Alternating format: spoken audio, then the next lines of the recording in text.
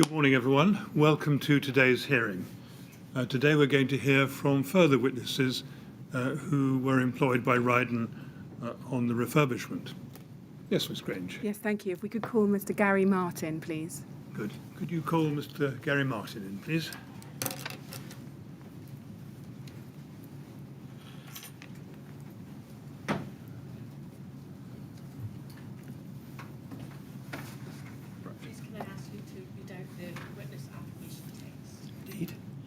I do solemnly and sincerely and truly declare and affirm that the evidence I shall give will be the truth, the whole truth, and nothing but the truth.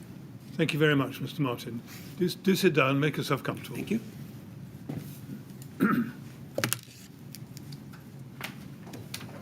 Right, there's water there if you feel the need for it. Thank you. Yes, Ms. Grange. Yes, thank you. Good morning, Mr. Martin. Thank you very much for attending today. It's very much appreciated. If you have any difficulty understanding anything I'm going to ask you in the course of my questions, please ask me to repeat the question or put it in a different way. Also, if you feel that you need a break at any point, just please let us know.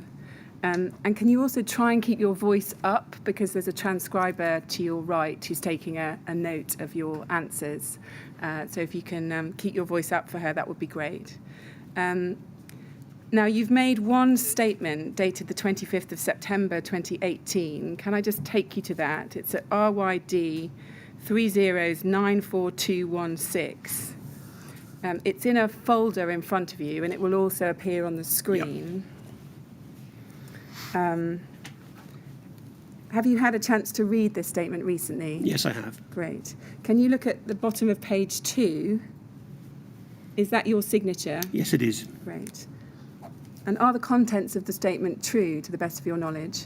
There's one misleading statement in there that I'd just like to clarify before we start, and that is about the fire barrier around the windows. Yeah. I confirm that there definitely was one, but I was referring to a paper foil barrier, not anything more substantial. Right, yes. So it is misleading on there, but yeah. I'd wanted to confirm that. Yeah, thank you. Mr. Martin, that's really helpful. I am going to come to that fairly quickly in my questions, and we're going to look at some photographs so you can show us, hopefully, what you were referring to in that part of your statement. But thanks for that. Can I just start with some questions about your background and experience? Can we just look at paragraph 2 of your statement on page 1? And you tell us there that you're currently a site manager for a refurbishment company. You joined Rydon on the 19th of May 2014, and you left on the 12th of January 2018. And you say, prior to this, I was in the army for 10 years. You then became a marketing manager based in Dubai.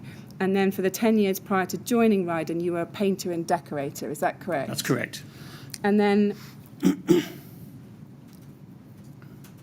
is it right that your first role as site manager was on joining Rydon in May 2014? Yes. No, I worked for a company called DW in Oxford, where I was had several positions as site manager, looking after refurbs. Yeah. When was that? That was prior to joining Rydon's. Immediately prior. Immediately prior, yes. So say 2013. Yeah. Yeah.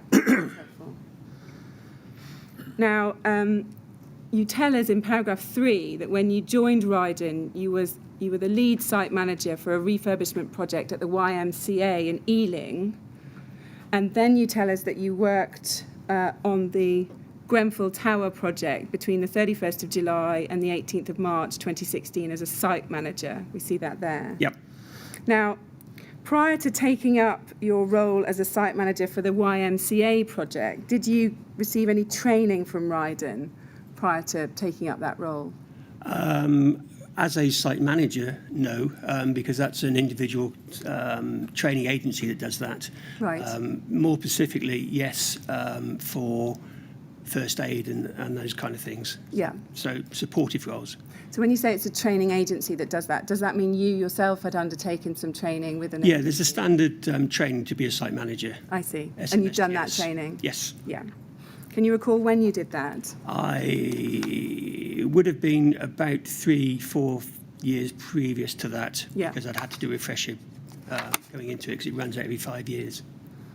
Can you recall whether that training covers the requirements of the building regulations? It mentions building regulations, but it doesn't go into detail. Yeah. And did you have any other training? You talked about first aid, but was there any other training relevant to your role as site manager before you took up the role of site manager on the Grenfell project? Not relevant to just Grenfell, no. Yeah. Now, in your role as site manager on the Grenfell project, did you have a written job description? No, I didn't, because the roles varied. I did probably 3 or 4 different roles during that project. Right, yeah. But at no stage with any of those roles did you have a written job description, is that correct? Not that I recall. Yeah.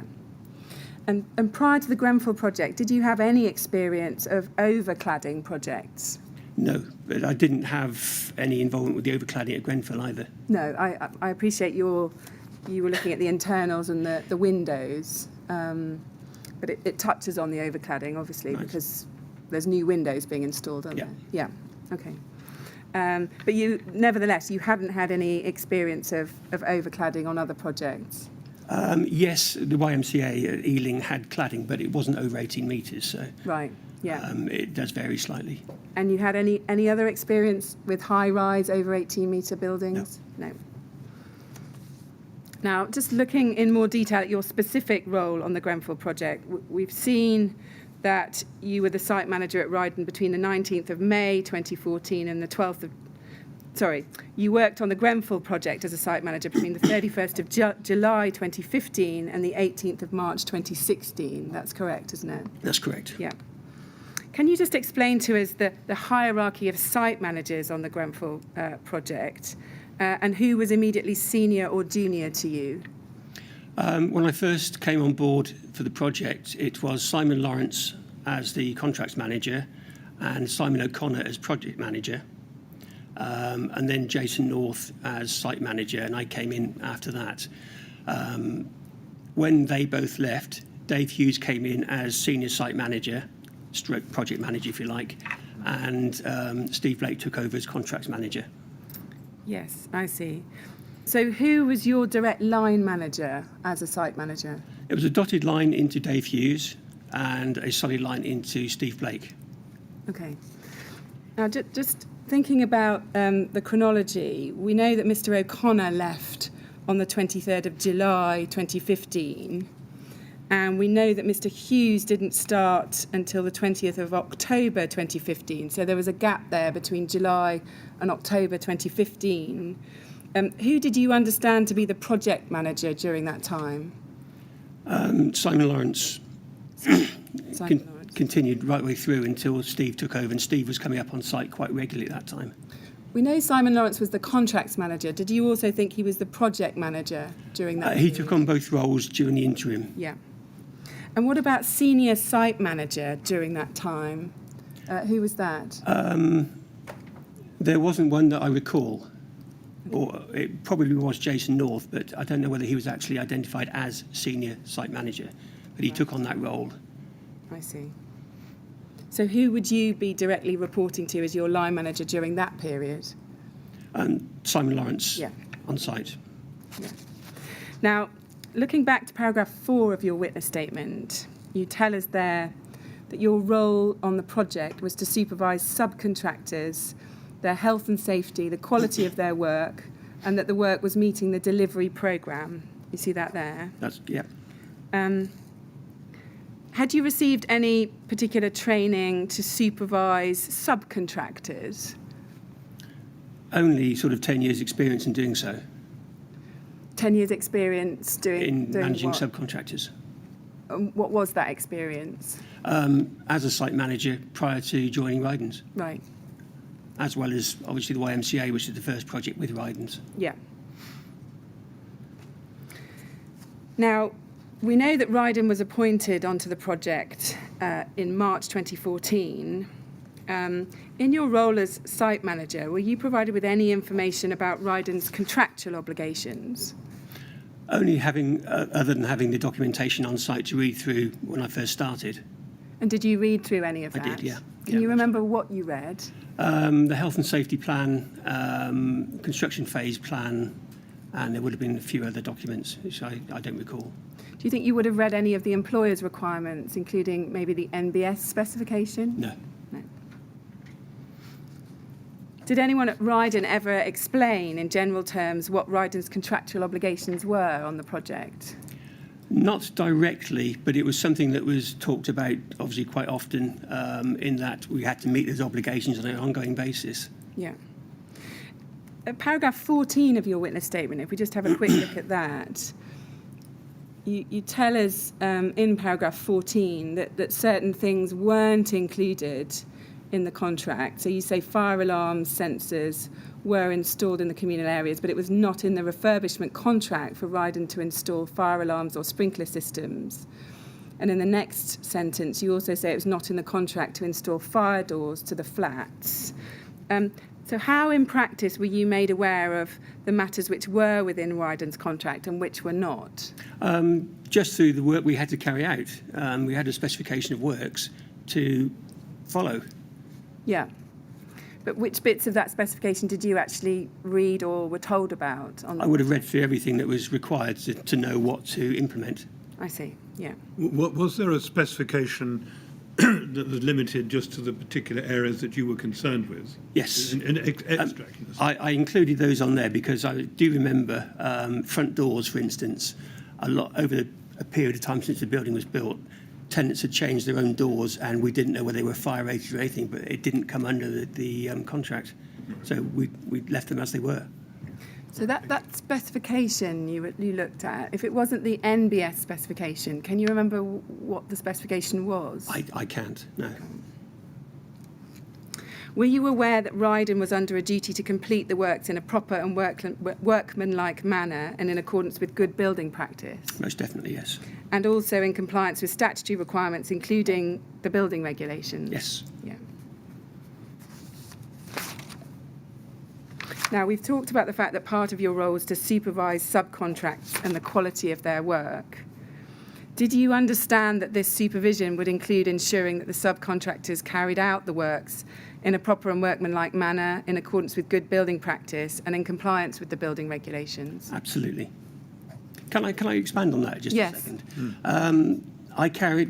I devised a tracker, which was a large spreadsheet with sign-offs for every single stage of the process, whether it be talking to the tenants prior to doing the work and explaining to them that need to move things a metre away from the walls to give us space to work. The TVs were working. They signed it to say they were happy to go ahead. That was with the RLO. We then went in, carried out the work, and the strip out was done. Again, I got a sign off from the subcontractors, and when the work was carried out, I signed it off. I got the tenants to sign it off to say they were happy, and the clerk of works also signed it off, and it all went down on the tracker. Yeah. With the dates relevant. Yeah. So every flat was ticked off. Yeah. We were going to come to that a bit later in your evidence, but actually I'll take you to that now because clearly, it's important for you to look at. If we can go, we think we found it, RYD 3070044, and I think we'll need the native version.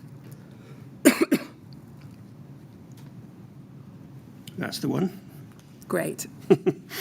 So that is the tracker. We'll come back and look at this later again, that you were completing as the project went on. Is that correct? Yeah, I devised it from start to finish, yeah. Yeah, and recording the work that was complete in terms of different parts of the building. Correct, and then this was to lead into the health and safety file and obviously the O&M manual. Yeah. If we could just look at some columns that appear a bit in the far right. There's a column AK and AL. Do you see that on the far right-hand side under the column design? It's the orange one. Orange one, design. Yes, and I'm not sure. That was a request of, I believe, the TMO to put that in, and it wasn't for me to fill in. Right. So I'm not quite sure what that represents. Yeah.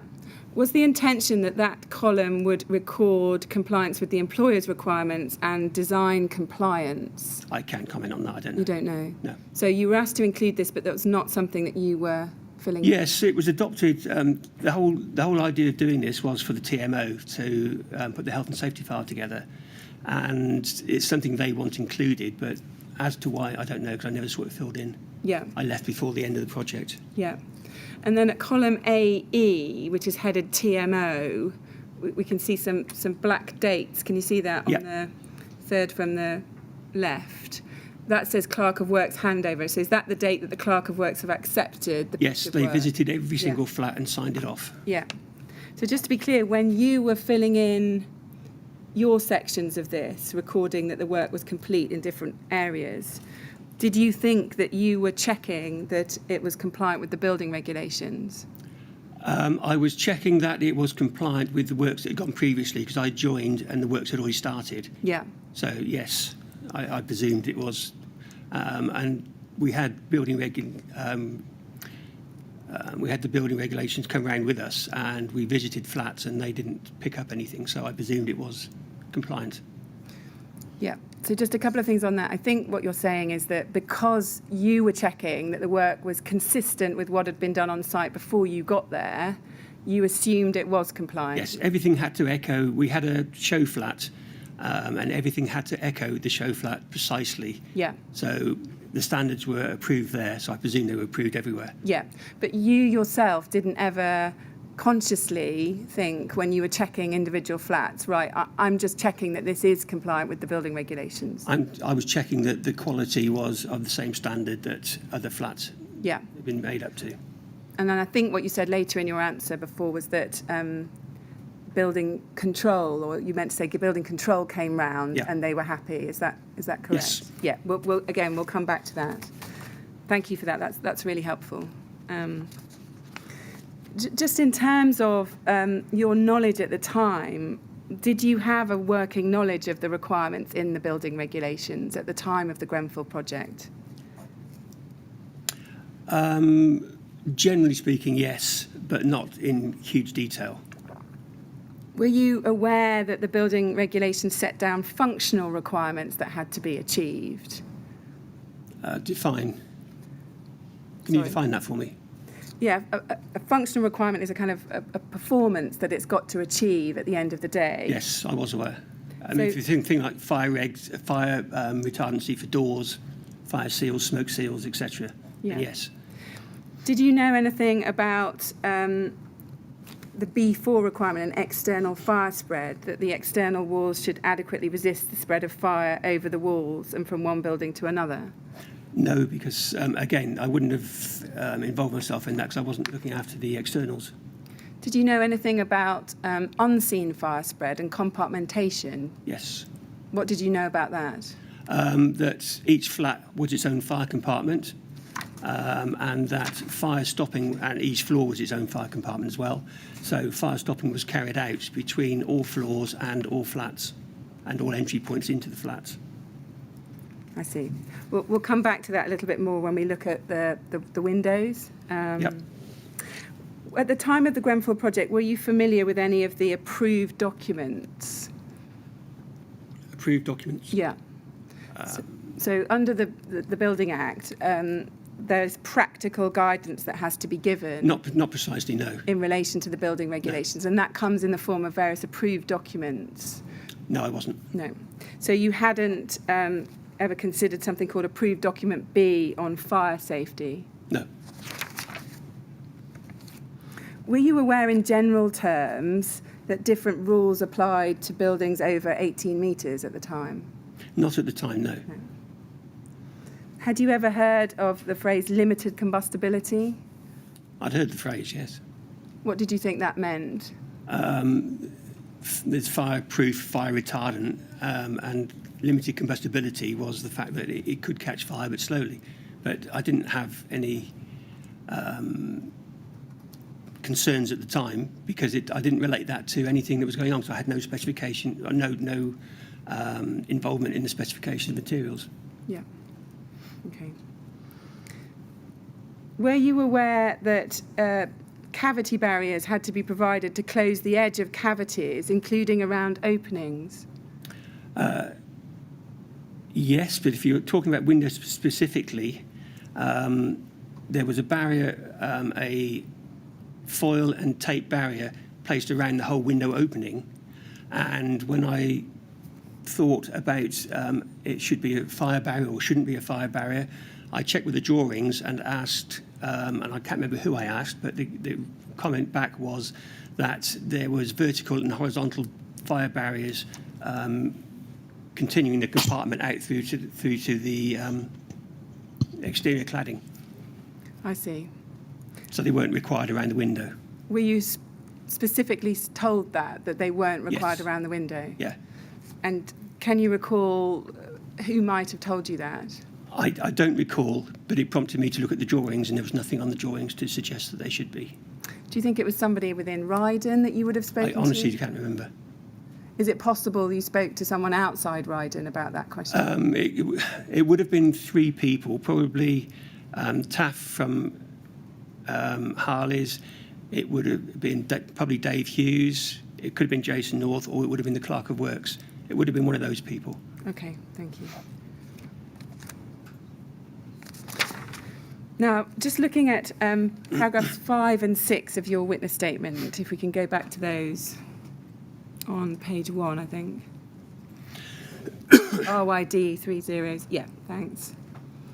So you tell us that you oversaw the works to the interior of the flats, including where relevant the snagging and sign-off process. Yep. And then you talk about you were also involved in the ensuring the pipes were fire sealed. And then you say in paragraph 6, you say the subcontractors I work with included Hanleys. It meant to be Harley's, sorry. Yeah, that was my first question.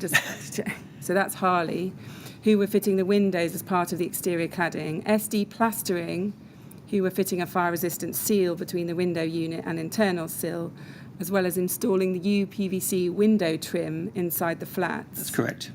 And then you talk about SD Carpentry, who were carrying out the boxing in of the pipe work. Yeah, that was more to do with the HIUs, the heat interchange units. Yeah. And hiding the pipe work through to rads and kitchens. Yeah. Now, did you know that Harley were not in fact fitting the windows themselves, and they had subcontracted that work out to Osborne Berry? I put Harley's down because I clumped them all together. To me, that was Taff. Taff was my main point of contact.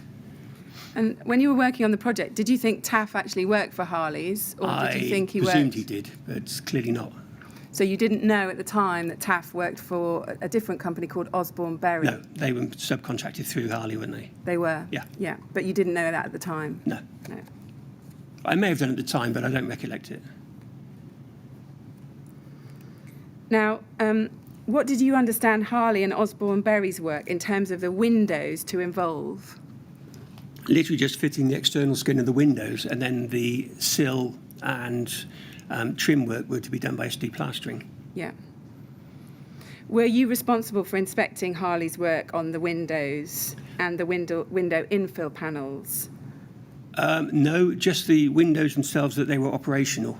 Yeah. And then demonstrating the operational efficiency to the tenants and getting their sign-off with handbooks and manuals and bits and pieces.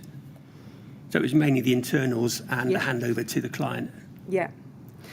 And we can see, as we saw, that you start off paragraph 5 saying, I oversaw the works to the interior of the flats. Does that mean that you weren't ever involved in anything in terms of inspecting outside the building from the outside in? No. No.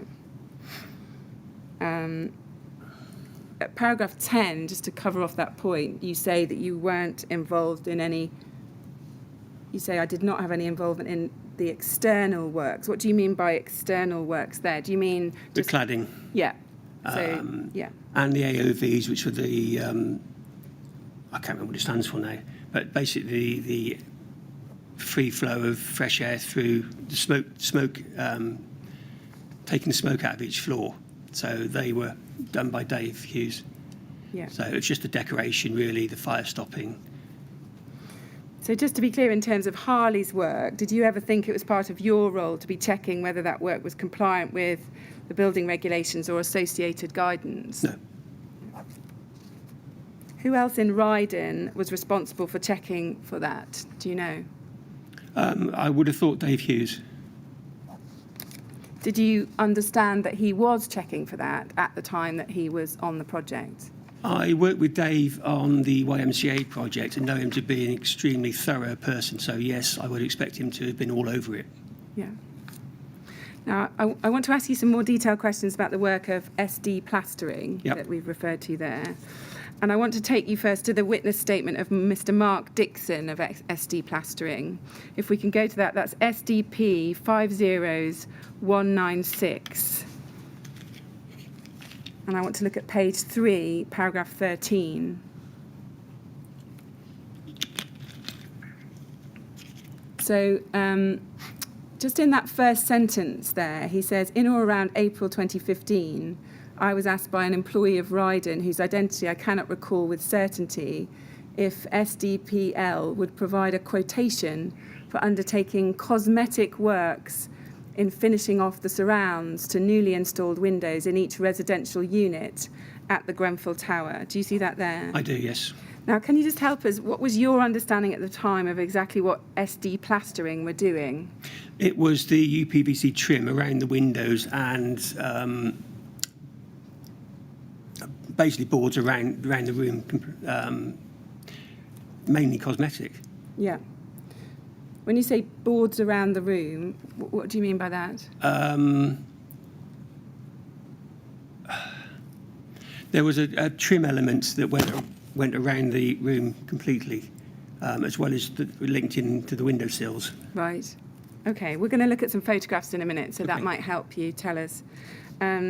So if we look at paragraph 6 of your witness statement again, on page 1 of that statement, we can see there that you say that in the second line, SD Plastering, who were fitting a fire-resistant seal between the window unit and internal sills, as well as installing the UPVC. Do you see that there?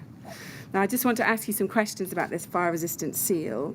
Can we start with looking at an image from Dr. Lane's report? If we can go to BLAS 608 at page 24.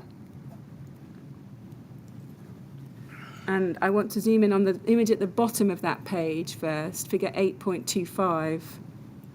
So what we see here is the window with that UPVC having been taken off. Yeah? Yep. So am I right that this is what it would look like before SDP do any work onto the window? Is that correct? That's correct, yes. So we can see that the new window is in there, the new window frame location. And we've got an EDPM weatherproof membrane that's been installed. That would all be done by Harley and its contractors. Yep. Now, with reference to this photo, can you just help us as to where this fire-resistant seal is that you're referring to? It would have gone from the UPVC window on that little ledge inside, right the way through to the front of the opening, actually inside the flat. Right. So it was a complete barrier right the way around. And what did that seal consist of? What materials was it made of? It was a silver foil and paper type material. I'm not sure the specifications of it. Right, okay. So something is going to sit in that gap to bridge that gap between the new window sill and we can see the old window sills, the wooden at the bottom. Correct. Is that correct? And what was your understanding of the purpose of that material in that location? I wasn't 100% sure, but it was some kind of fire delay and smoke deterrent. Other than that, I didn't know. How did you come by that knowledge that it was some kind of fire delay and smoke deterrent? Process of elimination. It had to be there for a reason, otherwise we wouldn't have put it in. I see. But I knew the fire compartment went out as far as the outside cladding, so it didn't have to be a permanent barrier as such. Did you ever ask anybody about the purpose of that fire-resistant seal as you've described? No, I didn't know. No. It was already being fitted when I joined the project, so they just carried on being fitted. So is it right that you've made an assumption that it was a fire-resistant product? Yes. But you didn't know for sure what that product was? No. if we look at another photograph from Dr. Lane's report, then we'll see the head of the window as well. So this is BLAS 608 at page 17, and I want to look at figure 8.15.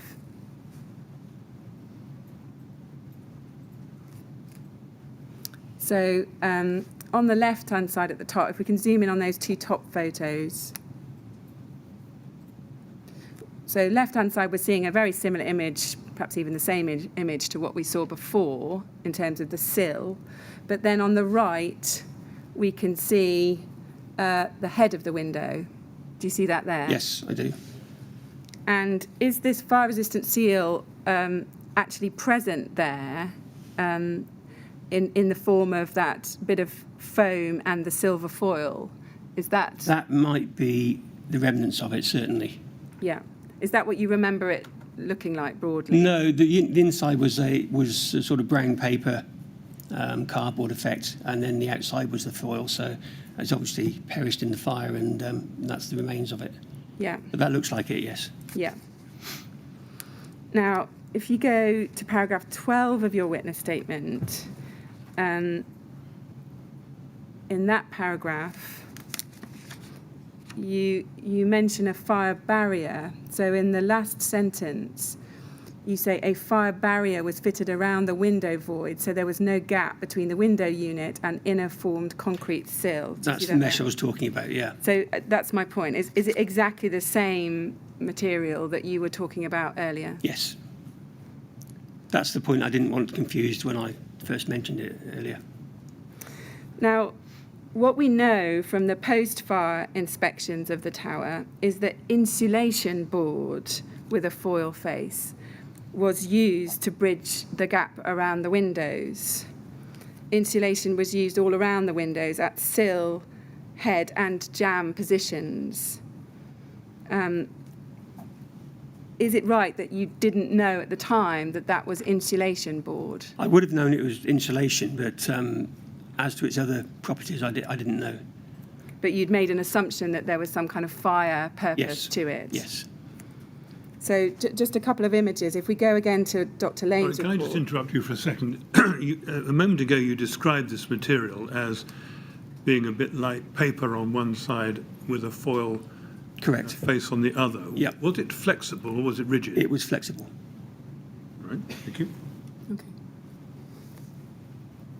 Can we have a look at the Dr. Lane's report again? This is BLAS 609, page 6, and I want to look at figure 9.3.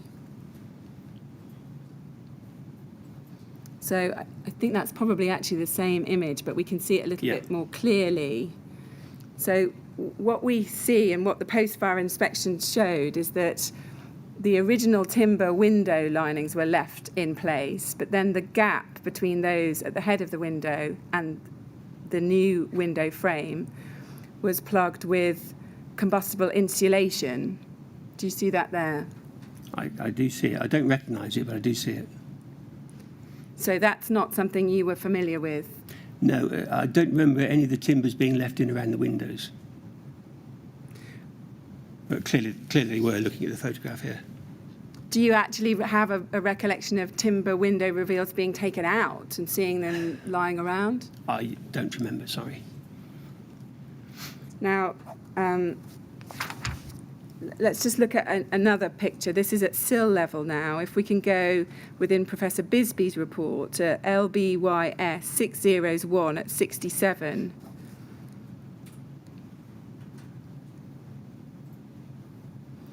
So this is, if we look at the top figure, figure 38, what Professor Bisbee's done is give us a vertical section through a typical windowsill, illustrating the material layout and the geometry. Do you see that there? I do, yeah. And what he's done is he's shown that underneath the UPVC windowsill in the middle of the picture is a PIR foam insulation board, which has been stuck with adhesive to the UPVC windowsill. Do you see that there? I do. And that's the only product that this expert found in that sill location. It also had an insulating board. Again, is that something you were aware of at the time of the project? No, my recollection is that this taped barrier went from the front of the sill right the way to the window, the UPVC window itself. Right. And Because there was no gaps once that had been done, yeah. and that's what we had the Clerk of Works inspect to make sure there was no gaps. On how many occasions do you think you saw that taped? Every single Sill. window, because that was part of my sign-off. Right. Is it possible that the insulation could have been underneath what you were looking at? No. No? So you positively don't recall any foam insulation in that location? Sorry, the foam insulation could have been underneath the tape, but it's the tape I would recall as the sign-off, the fact that the cavity was completely sealed. I see. Can we also look at a different cavity? This is the one between the window infill panels and the new window panel. If we look back to Dr. Lane's report, BLAS 608 at page 20, figure 8.19. So in that image at the top, what we see is a gap between the old window infill panel. Do you remember these were white panels on the tower when you looked from the outside? I didn't. Yeah. Yes. So Sorry. she's showing a gap between the old infill panel and the new infill panel, and we've got quite a big gap there. Do you see that there? I do. And we can see in a number of images that insulation has been put down that jamb location at the side of the window. Was that something you were aware of? I don't recall seeing that. Let's have another look at perhaps a better image. If we could look at BLAS 609, page 20, at figure 9.13. And if we can just zoom in on that. So again, so this is looking to the side, looking at the window infill panels from the opening. And what we can see is that on the left, there's combustible insulation filling the gap with a foil face on the top. Yep, Do you see correct. that there? Yep. Now, again, is that consistent with your recollection of Yes, what that you is. saw That's on site? that's the stuff I was talking about earlier. Great. So just to be absolutely clear, that is what you recall seeing at the sill location as well, Yes. and at the head location? And at the head location, yes. Yeah. Now, looking at these photos now, so you can't quite see it, but that is, in fact, there's got a Celotex branding on it, that fourth face. There's some red writing, and you can just see the EX. So what the experts found is that there was combustible insulation, sometimes Celotex, sometimes Kingspan, in those locations on site. Do you agree, looking at this now, that what you thought was a fire-resistant seal or a fire barrier was actually that combustible insulation product? Yes.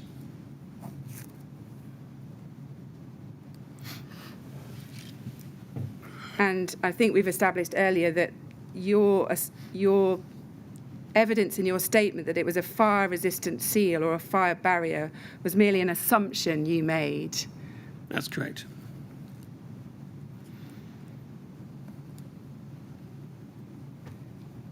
But nobody actually told you that on site, is that correct? I don't recall being told anything like that. Were you responsible for inspecting the internal window reveals before the UPVC was installed? Yes, I was. So you didn't just inspect once the UPVC was in place? No, it was inspected to make sure that that barrier was put in place.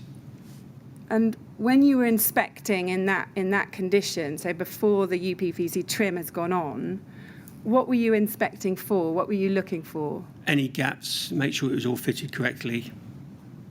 Yeah. And why were you concerned about gaps? Because I was told to look out for gaps. Just to make sure that, the work was done competently. Yeah. Yeah.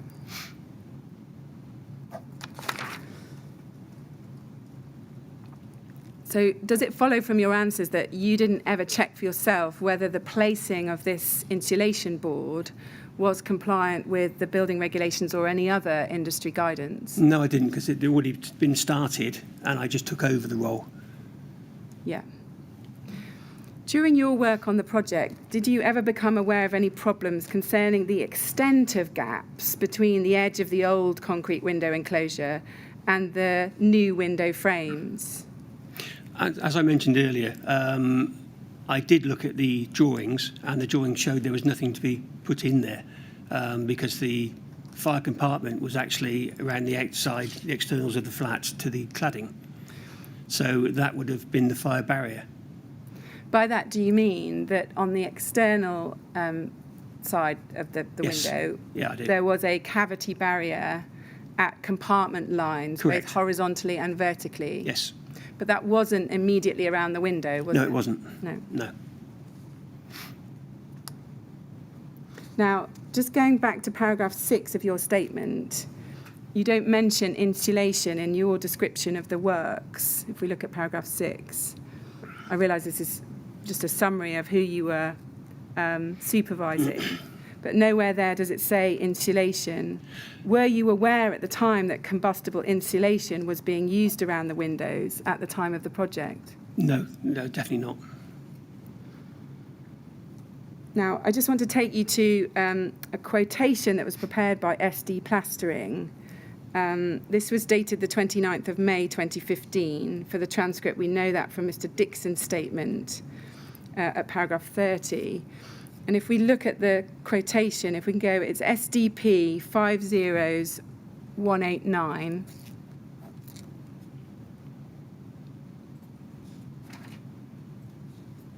So if we could just blow that up, and if we can blow up the top half of that quotation.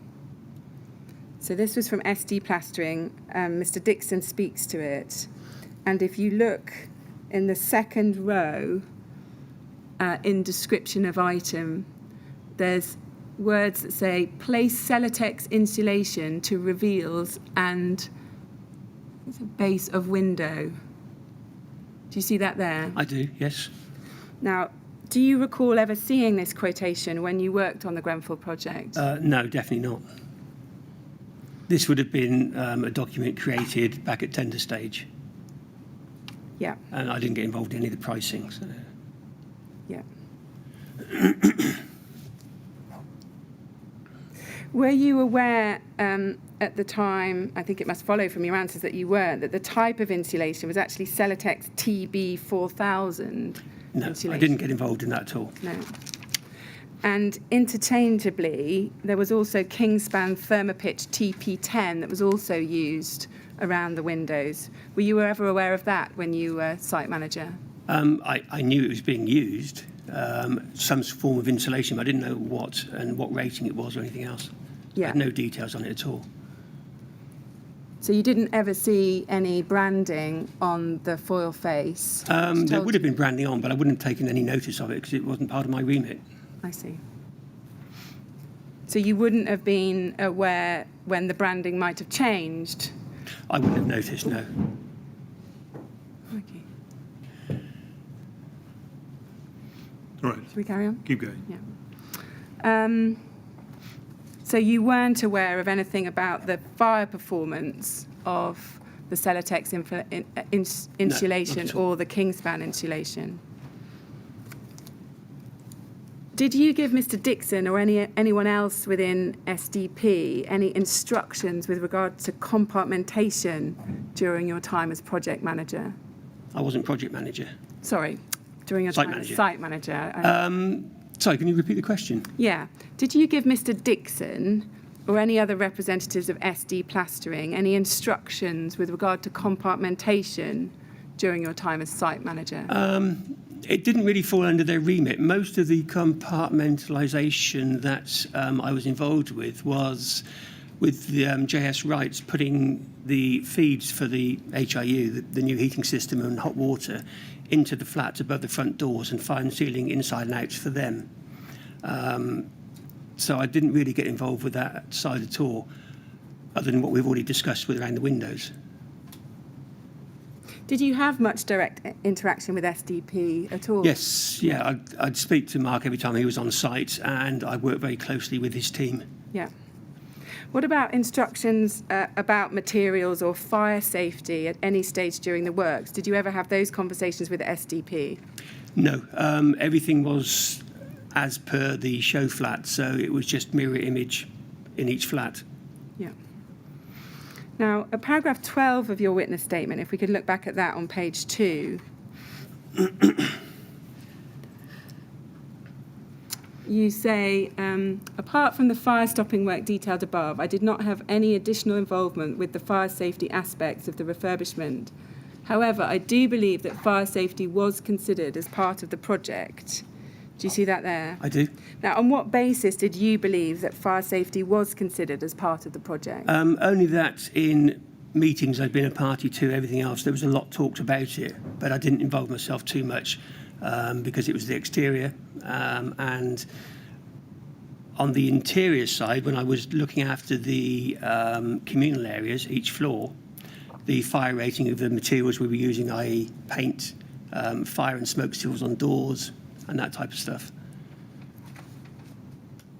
So it's just because you were present at meetings when you discussed on a project like this, all the project managers, site managers all sit in the same office, and conversations are banded around across the room, so you do pick up an awful lot of information excuse me, on a day-to-day basis.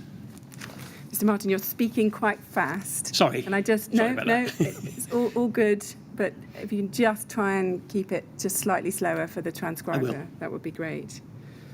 Did you yourself, though, ever involve yourself directly in any fire safety discussions with subcontractors? With the use of materials in the communal areas, using a Crown Zero fire retardant paint on the walls was my only involvement that I remember. Right. Yeah, I understand. Can we look at paragraph 15 of your witness statement on page 2? You say there, in the second sentence, in my view, any building company realises that it has to comply with fire safety, and as far as I was aware, the refurbishment complied with building regulations. Do you see that there? I do, yeah. Now, just the first bit, you say, in my view, any building company realises that it has to comply with fire safety. One statement. As a prerequisite, yes. Yeah. And then you say, as far as I was aware, the refurbishment complied with building regulations. Now, that last part, in what way, sorry, if you just... Sorry. In what ways did you take account of fire safety when you were doing your job? Take account, I carried out my work as per all the guidance I'd been given, as per specified drawings from Studio E, and as per instructions for that work. And when you say, as far as I was aware, the refurbishment complied with building regulations, what did you base that on when you wrote that? I quite often escorted building safety around the building itself during their visits, because they had to be accompanied, and there was nothing ever picked up at the time. So I presumed that we were compliant, and most of those meetings with building control were Steve and Dave at that level, so I didn't get too involved in that. And when you say I quite often escorted building safety around the building itself, do you mean building control? Yes, I do. Yeah, that's helpful. Can you help us as to why Rydon didn't give SD plastering any instructions with regard to compartmentation, materials or fire safety before or during the carrying out of the works? I'm not sure what that relates to. Could you repeat that again, please? Yeah. Can you help us as to why Rydon didn't give SD plastering any instructions with regard to compartmentation, materials or fire safety before or during the carrying out of their works? I'm sure they would have done, because as part of giving them a spec to carry out a body of work, they would have been briefed as what materials and how to carry it out. And was your assumption that they would have been briefed about the fire safety performance of those materials? I don't know. I don't know. That was, again, before my time. That would have been taken up at pre-show flat. But did you make that assumption when you were working I on made the that project? assumption, yes. Yeah.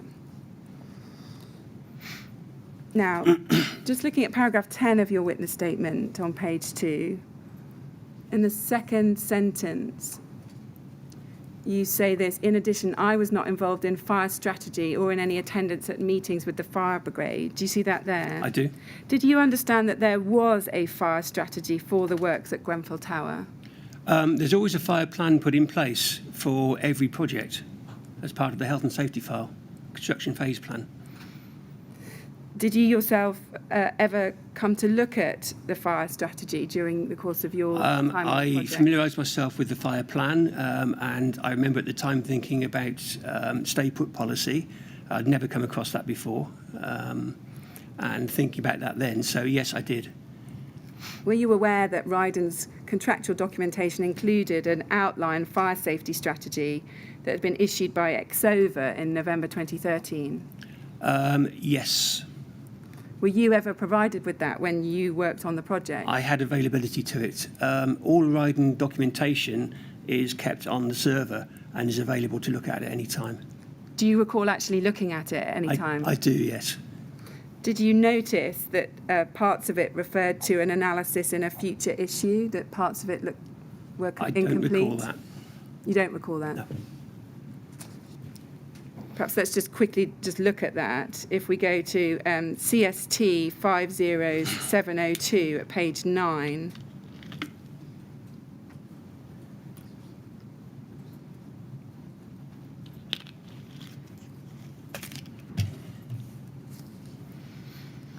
At the top of that page is a section about compliance with B4 external fire spread. Do you see that there? I do.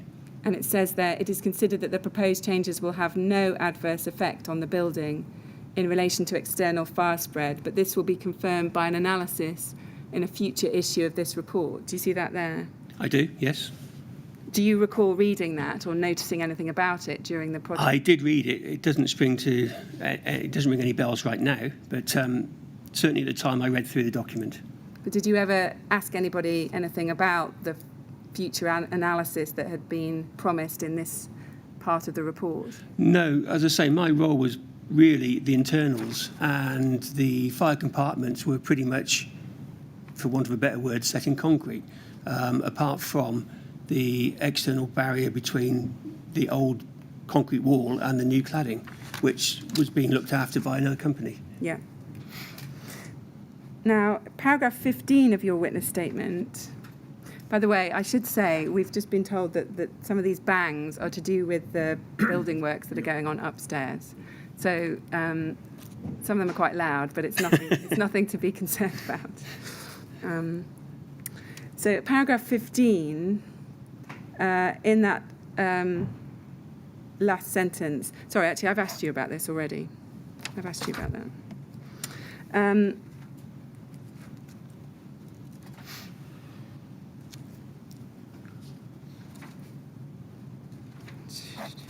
I'm just looking through my questions because some of your answers have avoided the need for me to ask. Sorry, I've jumped around all over the place. No, it's good. It's good.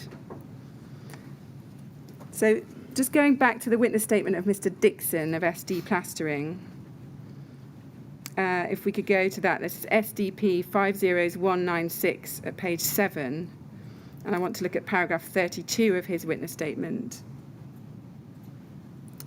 So you see there, that's where in the first subparagraph and the second subparagraph, 32.1 and 32.2, he's confirming that it was Celotex TB4000 and Kingspan Thermopitch insulation boards. So just to be clear, did you ever agree the use of the Kingspan Thermopitch insulation boards around the windows? No, as I say, all materials were qualified prior to my starting.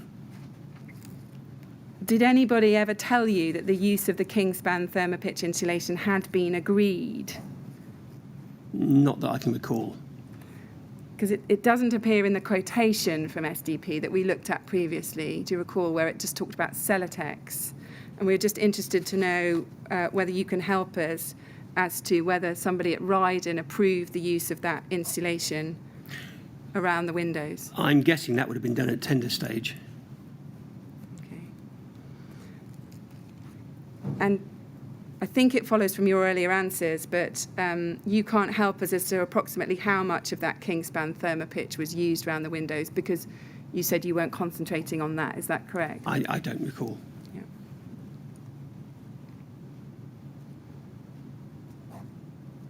Now, just some further questions on the topic of inspections. Can you just explain how you understood Rydon to be ensuring that work carried out by the subcontractors complied with the design, the drawings, the specifications and the building regulations? It was my role to inspect it and make sure it complied with the drawings. And once that was done and the work completed, then I would get the clerk of works at every stage to sign it off to say they were happy with it on behalf of the TMO.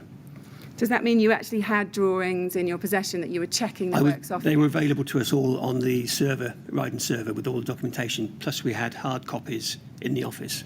So in terms of the works around the windows, would you have been looking at Harley drawings for that purpose? I don't recall who produced the drawings, just I had a set of drawings. Right. Did Rydon ever give you any written instructions in relation to inspecting the works during the time you were working on the project? Just guidelines from whoever I took over from. I think it was Jason North at the time. What did he say to you about that? I don't recall exactly. Okay. How did you know what inspections you should be carrying out and what you should be looking for during those inspections?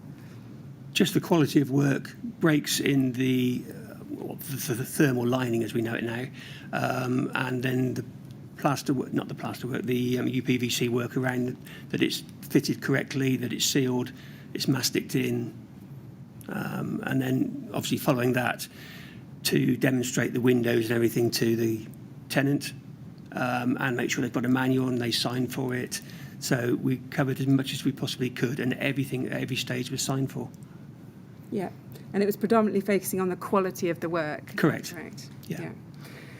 Now, at paragraph 4 of your witness statement, you've explained to us that there was a 4-stage check-off quality procedure that you applied. If we could look back at that.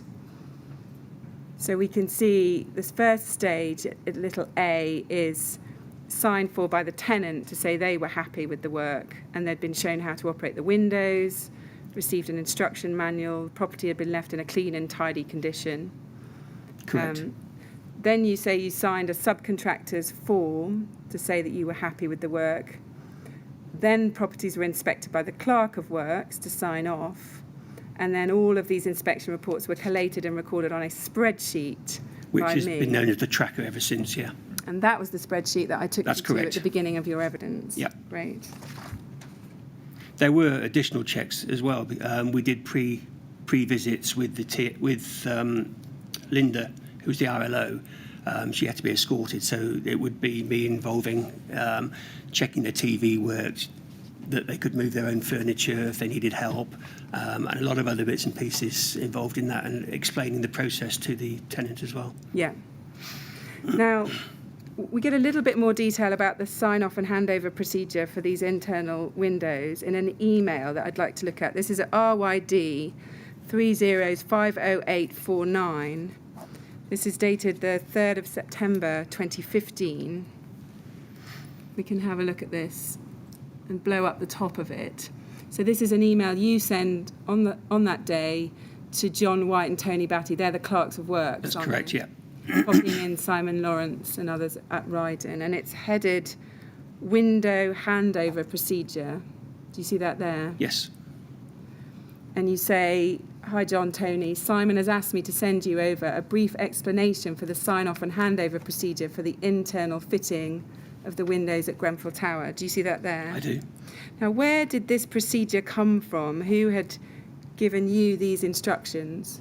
I don't recall. It's something I put together as this is how we should be doing it, from experience more than anything else. There was no document to say this is what you must do. Yeah. I wanted checks at every stage and a procedure that was then carried out with each flat. Yeah. So continuity. Yeah. And we can see you say at a little 1, a window survey is carried out prior to any work commencing, sign-off sheet and the process being explained to the occupant. We see that there. And then at little 2, you say fitting lasts for 2 days and consists of, and you've put down what day 1 should involve and what day 2 should involve. So Yes. it's a 2-day process, is that correct? That's correct. And would you be checking it after that day 1, day 2 work had Before been and done? after every day, yeah. Yeah, just to make sure that it was left tidy and the tenant could get on with their everyday life.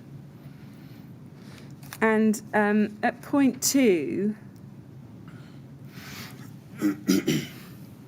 we can see, within day 1, we can see under little f, it says there, fitting and taping insulation around the window recess. Do you see that there? Yes, Now, is that what we were discussing earlier? that is, yes. So you did know at the time it was insulation, I guess so, yes.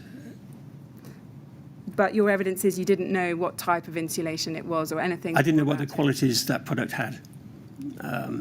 I've got it down here as insulation. This was written at the times I would have known about insulation, but I didn't know about any fire qualities or anything at the time. And just to be clear, it was no part of your check to check whether there are any cavity barriers around the windows, was it? There was nothing on the drawings. I did check, and I asked the question as well. Again, I'm not sure who I asked, but I was satisfied that they didn't need to be put in place.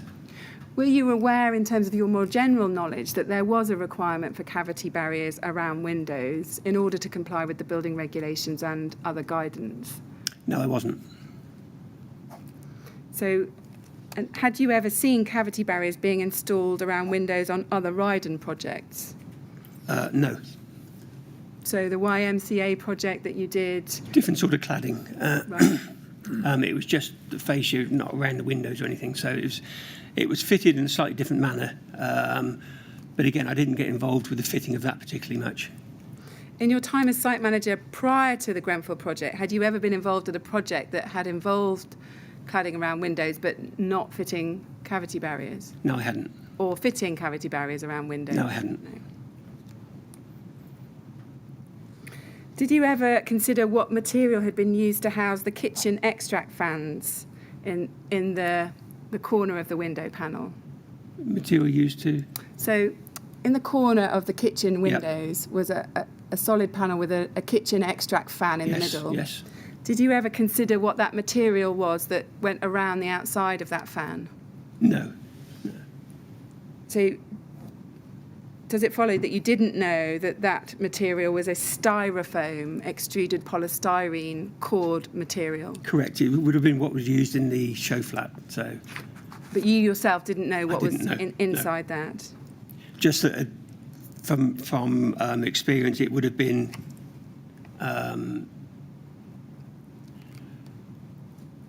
it would have been okay in the show flat to use it. So just a progression would be to carry on using it. Yeah. It would have been checked and signed off, I would have thought, because the show flat was handed over to TMO, Yeah. and they were happy with the quality and products. Yeah.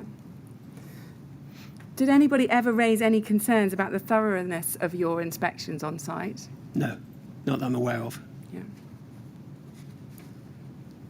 Now, the second stage of the process that you described in paragraph 4 of your witness statement was about signing a subcontractor's an SD plastering form to say you were happy with the work. Correct. And it met the required standard. What did you consider to be the required standard? As per the show flat. Yeah. So you were constantly checking back to the show flat? Correct, Yeah. yes. Can we just look at the SD plastering form? This is at SDP 50194.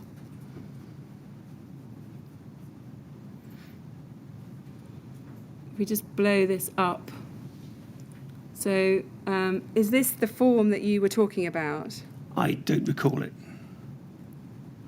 Can you recall what kind of information you would record on the SD plastering form? I have vague recollection that it was a kind of a tick box. Had this been done? Had this been done to satisfaction? Had this been done? And then once that was signed, once I'd signed that and happy with the quality, then obviously they would invoice against that amount of work being done. Yeah. I just want to show you something that was been said in the Rydon company witness statement. We've had a witness statement from Rydon as a company, as well as individual statements from former Rydon officers. If we can look at that, this is RYD 30094236 at page 23. And I want to look at paragraph 37.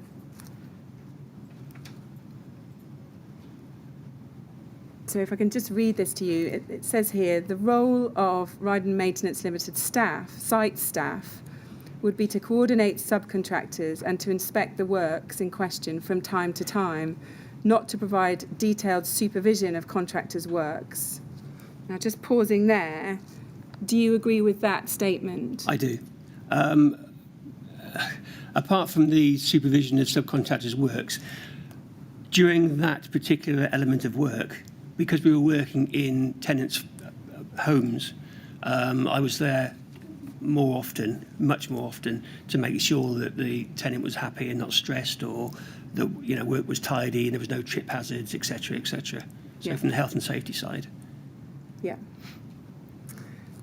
And then in the second sentence, it says any such inspections would be made against the approved drawings and specifications and relevant risk assessment method statement, RAMS, were reviewed by Rydon. Do you see that there? I do, yes. And again, do you agree with that statement? Yes, I do. Now, was a risk assessment method statement available to you when you were inspecting the works to the interior of each flat? I don't recall, but I'm sure it would have been. Can we just show you something to see if this prompts a recollection? If you look at SDP 50198. You can just blow this up. Now, this seems to be the SDP risk assessment and method statement. Does that is that document familiar to you? It doesn't look familiar, I see. but that's not to say I didn't read it 4 years ago. No. What we see in the scope of works box towards the bottom of that page is it says install and make good flow plast soffit and fascia board around window reveals. Board is to be cut and stuck using adhesive and all gaps made good with mastic. Do you see that there? Yes. Was that your understanding? Yes, of, it was. Yeah. And then if we could go on to page 3, there's a box for substances and materials. If we could just zoom in on that box. There it says Flowplast, Soffit and Fascias, Grip Grab Adhesive, 735 Mastic. Do you see that there? I do. Do you remember seeing that kind of list during the project? Yes, I do. Did you, or to your knowledge, anyone else at Rydon take steps to examine the extent to which the materials or the methodology described in this method statement complied with the requirements of the building regulations or other relevant guidance? I didn't because, as I say, it would have been used in the show flat, and I would have thought it had been pre-adopted before my arrival. Yeah. Now, moving on, the third stage you described was that all properties were expected by the TMO Clerk of Works. Now, the email that we looked at earlier, which you sent to John White and Tony Batty, referred to a sign-off sheet by the Clerk of Works. And I just want to take you to what we think is an example of that. Okay. You could pull up RYD 30050946.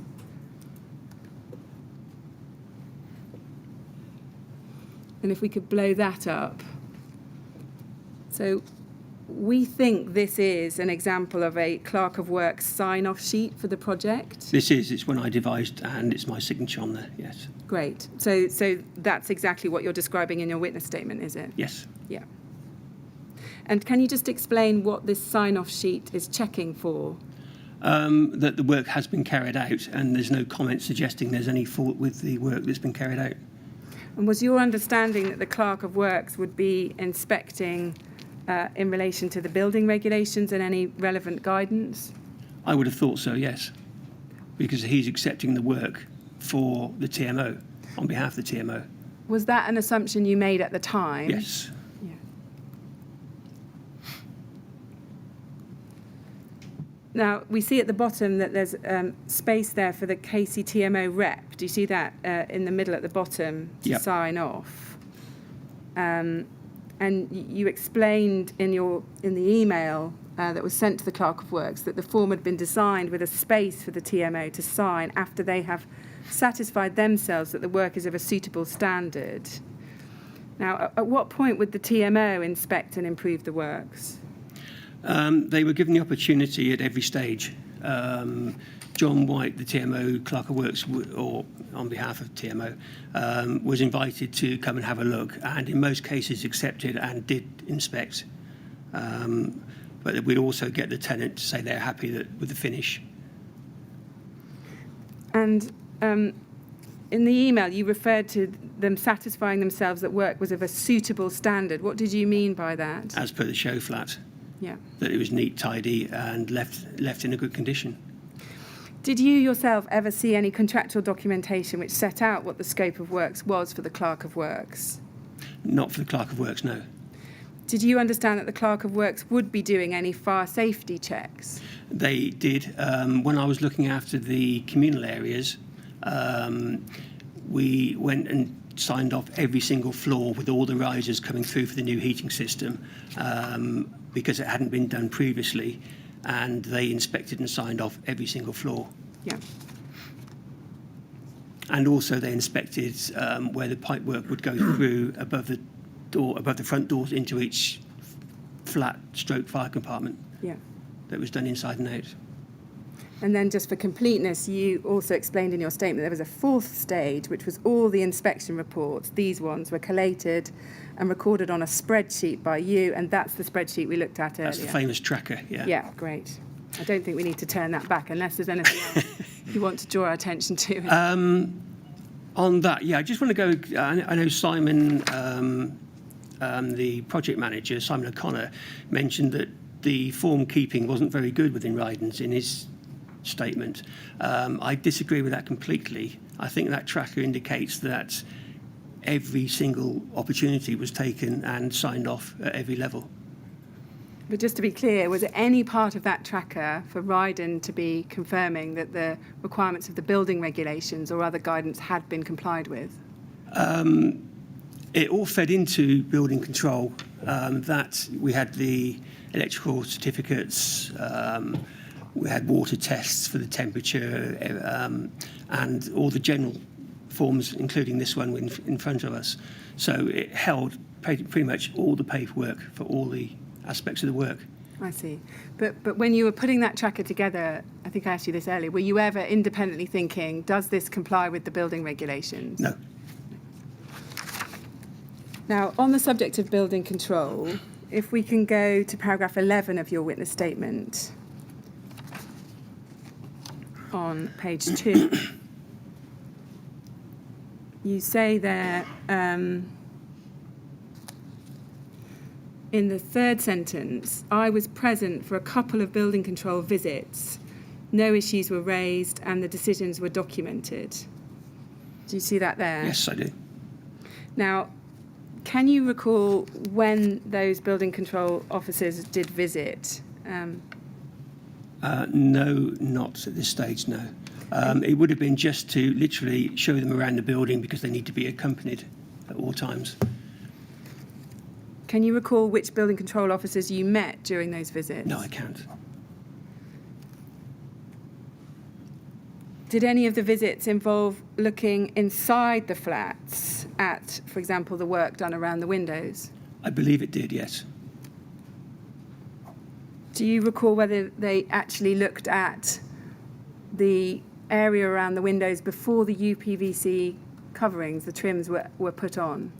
I don't recall that, but if they'd have come regularly, which I don't recall how regularly they did come, but they would have seen the windows at that stage because obviously there's 120 flats to do. Yeah. Now, you state there the decisions were documented. Do you see that towards the end of paragraph 11? Sorry, it's not the final sentence, the penultimate sentence.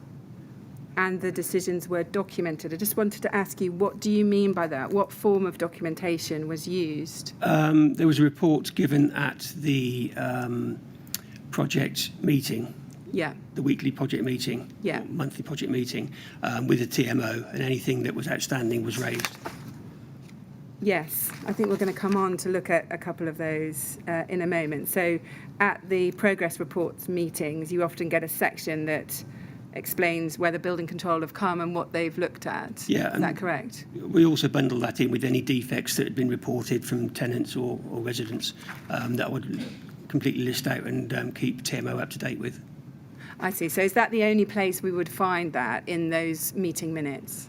It's the only place I recall ever seeing them. Whether it was a separate communication between building control and Rydon's at a higher level, I don't know. Yeah. I would have thought there would have been, because say I was just showing them around the building, so it wasn't a.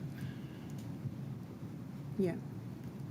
Did building control ever raise with you any issues in relation to the compliance of the works with building regulations or other relevant guidance? No, they didn't. Did building control ever ask you what materials were being used around the windows, i.e. underneath the UPVC? No. Did they ever ask you what materials were used to house the kitchen extract fans? No, they didn't. Did they ever raise any concerns regarding compartmentation or fire safety in relation to the window materials or design? Not that I'm aware of, no. And do you ever recall any discussions with them about the absence of cavity barriers around the windows? Not that I'm aware of, but I would have thought that had been picked up when they were inspecting the outside of the building.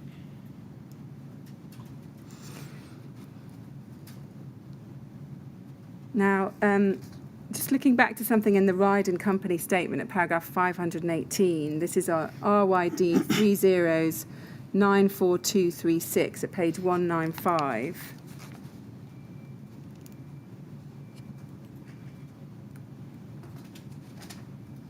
So there it said, internal window components were installed between the 10th of September 2015 and 12th November 2015. John Hoban of RBKC Building Control attended to inspect the works on at least 3 occasions during this period, once in October and twice in November. And then it says, Rydon is not aware of any adverse comments that were made in relation to the internal window installation works or the window surrounds on either of these occasions. Do you see that there? Yeah, Now, do you agree with what's said there? I do. That report wouldn't have come to me anyway, so I wouldn't have had visibility had there been a problem. And do you have a recollection of building control actually inspecting the internal window surrounds during that period? I have recollection of taking them round, but not what they actually were looking at the time. They had free rein to look wherever they wanted.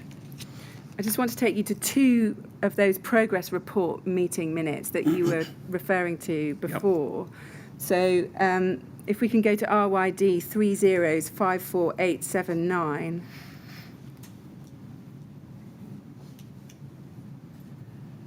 So this is the report number 16 for progress between, we see at the bottom of the page, 12th of September 15 and 16th of October 15. And if we could go to page 10, section 8. So there it says, 1 visit in period, Paul Hansen, fire officer, discussions about AOV secondary supply and lobby riser cupboard design. Do you see that there? I do. So there's nothing about the inspection of the windows, is there? No. This would have been a meeting with Dave Hughes because he was looking after the AOVs.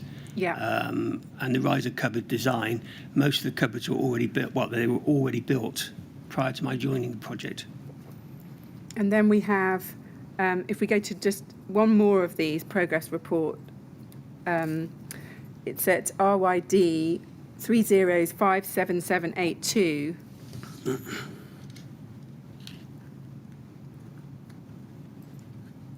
And this is for the period that follows this, for the 17th of October 15 to the 13th of November 15. And if we could go to page 11 and look at section 8 again.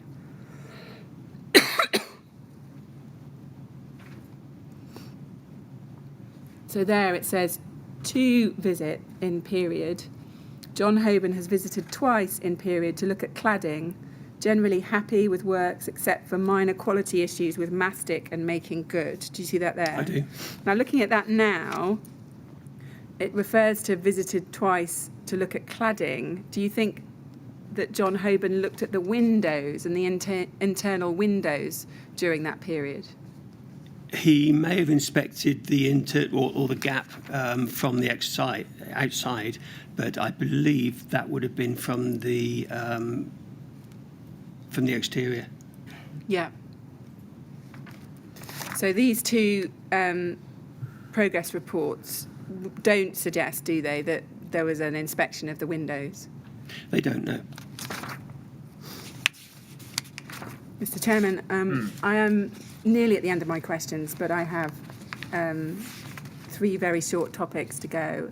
I'm happy to break now. So how long do you think you might need to cover? I think it will take 10 minutes.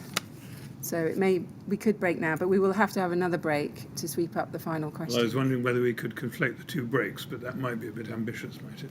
Yeah, I mean, it depends whether people are happy to go on. Well, you'd probably like to have a break at this stage, wouldn't you? I'm okay. Yes, and I'm sure the shorthand writer wouldn't be too polite to say so. All right, we'll take a short break now then. While you're out of the room, please don't talk to anyone about your evidence or anything else to do with the refurbishment. Okay. And we'll resume at 25 to 12, please. Thank you. Right, would you like to give the usher? She'll look after you.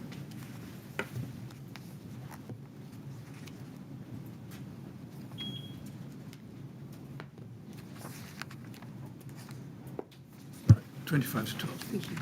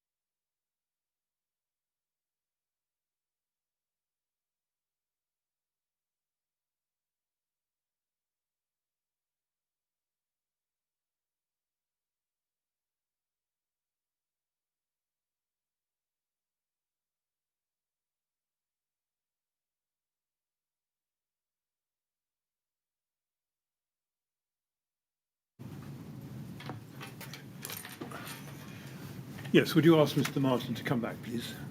Not that warm in here, is it? Okay, well, we'll talk about that. Yeah. Joe's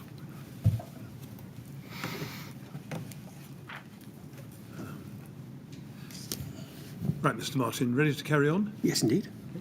Yes, Ms. Grange. Thank you. Yes. Just a few follow-up questions from your evidence this morning, and then I'll carry on with my remaining topics. I asked you about cavity barriers around the windows, and I asked you a question. I said, just to be clear, it was no part of your check to check whether there were any cavity barriers around the windows, was it? And you said this: there was nothing on the drawings. I did check.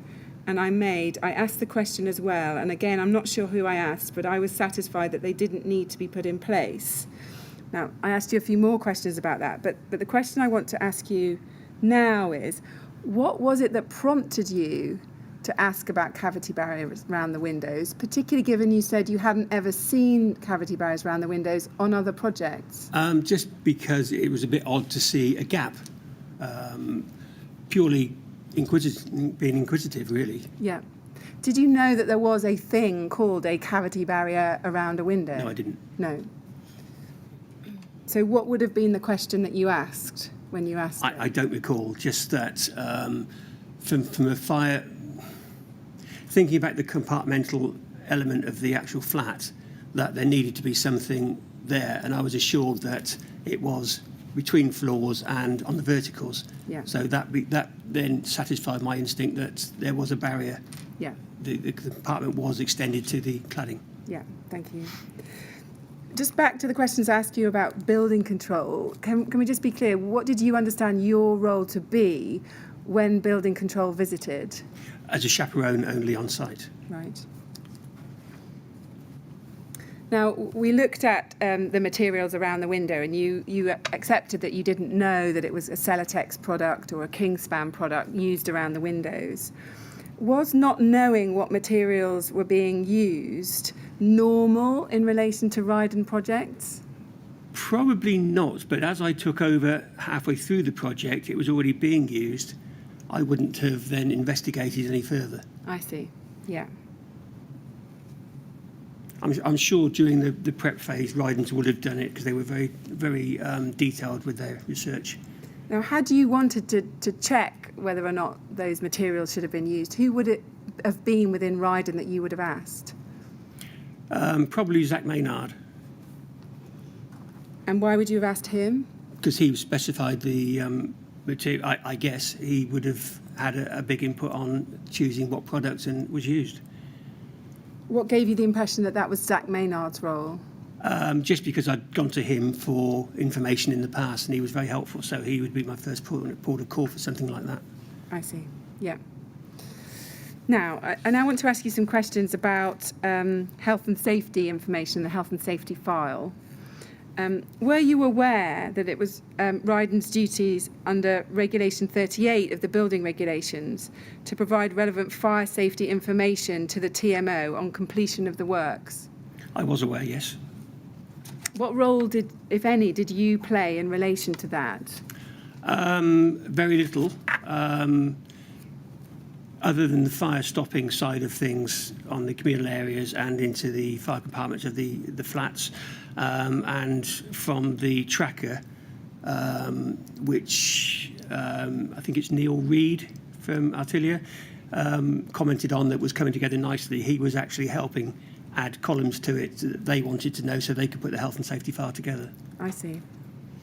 Can you remember when you had those discussions with Mr. Reed? It would have been at one of the weekly meetings, project meetings. Do you think in 2015 or 2016? I don't recall. No. Now, we know that all group holdings was subcontracted by Rydon to prepare the building manual and help with the health and safety file for the project. Do you know whether it was intended that the building manual would include the relevant fire safety information required by Regulation 38 of the building regulations? I presume so, I don't know. As I say, I'd left the project prior to all that information going to the third party that we brought in to write the O&M manual.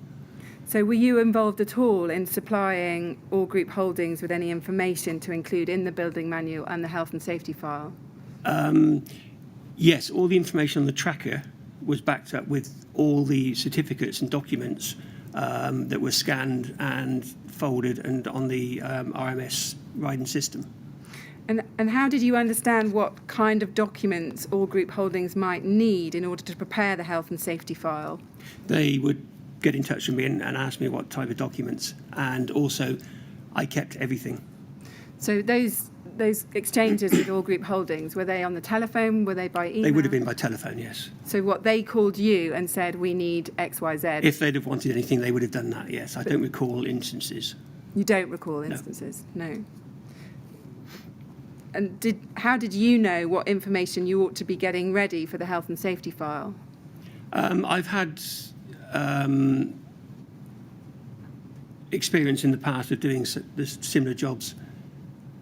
Yeah. So that, and I basically collected everything, so I got to sign off at every single level because I knew it would feed into that file. Yeah. Now, if we can just look at an email that you sent, if we go to RYD 3071352 on page 3.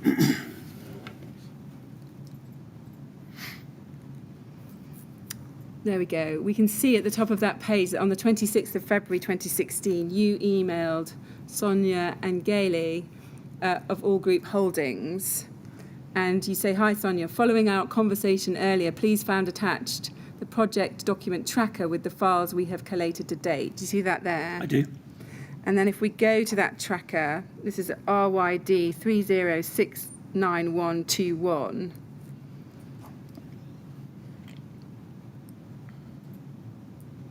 If we can look at the native version, I think we may be looking at the same document we looked at earlier.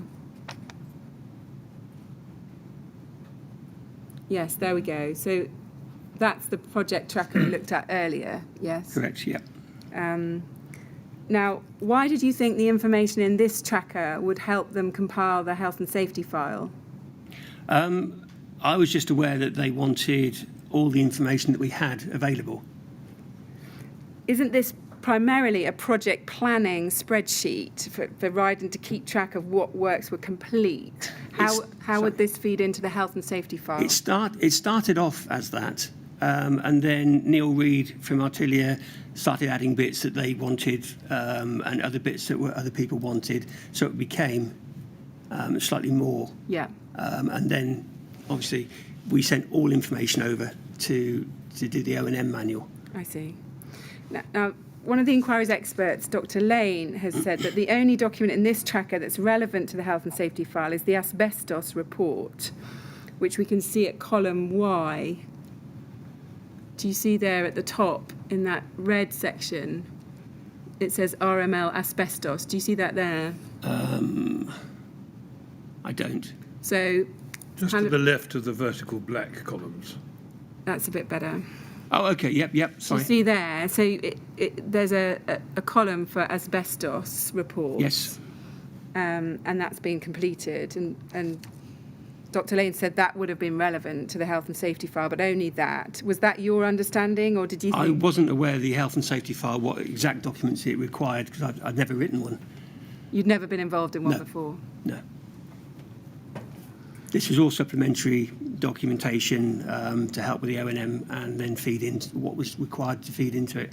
There were several pages. There's fire stopping deliverables and also for the mechanical and engineering and electrical works as well. Yeah. Now, before you sent it over, did you check that all the information contained in that, for example, that column Y was accurate? I believe so, yes. If we can just look at an example, if you go to row 87, which is the row for flat 91, if we can look down there we go. So that's row 87 there. Do you see in column Y on the far right-hand side, it says NA, is that not applicable for asbestos report? Correct. But we think we may have found an asbestos report for that flat 91. if you go to, can we look at MAX 6049?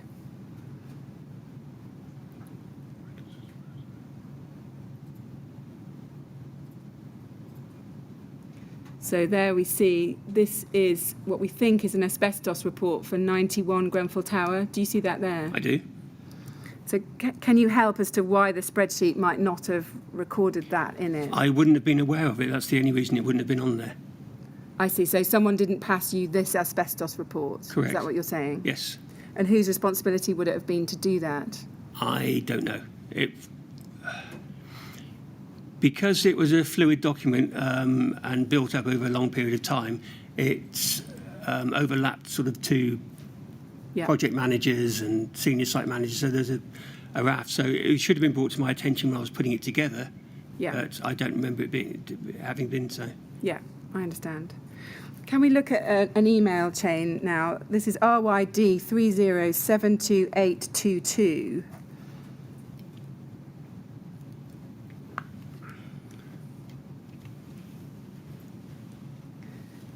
So this is an email chain between David Hughes of Rydon and Steve Butler of All Group Holdings. Do you see that there? I do. And it said that, actually, I'm looking at the second email down. David Hughes to Steve Butler, 1st of April 2016. And he says, "Hi Steve, how are you getting on with the health and safety file O&M manual?" And then in the third little paragraph, he says, "I feel it would be worthwhile for you to visit site for a quick meeting." Do you see that there? I do. Do you remember attending that meeting? I don't. No. So you can't help us as to what was discussed? I can't, no. I believe I was, but I do not remember the contents of the meeting itself.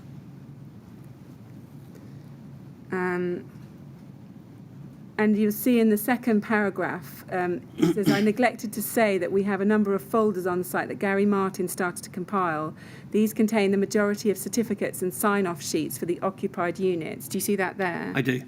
They would have been the hard copies of all the, what another way of putting it, soft copies that were then attached to the spreadsheet. I see. So all the sign-off sheets that lead into that tracker spreadsheet is what's being referred to there. Yeah, they're all in hard copies in separate folders. And were all Group Holdings actually provided with those folders of information? They were provided with the soft copies.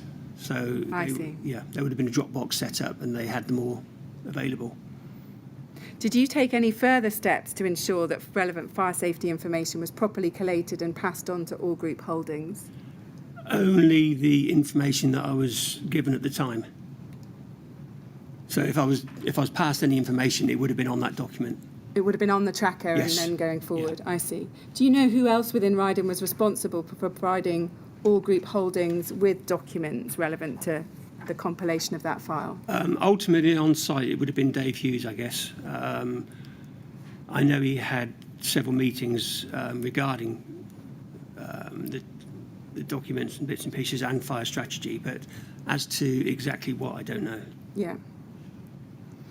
Did you ever take any steps yourself to ensure that the building manual was completed and passed on to the TMO? No, I left the project before that happened. Yeah. Did you check the building manual yourself to see if it was complete and accurate? Up to the stage when I left the project, yes, it was. I see. Did you check the health and safety file to see if that was complete and accurate? No, that was after my time. Yeah.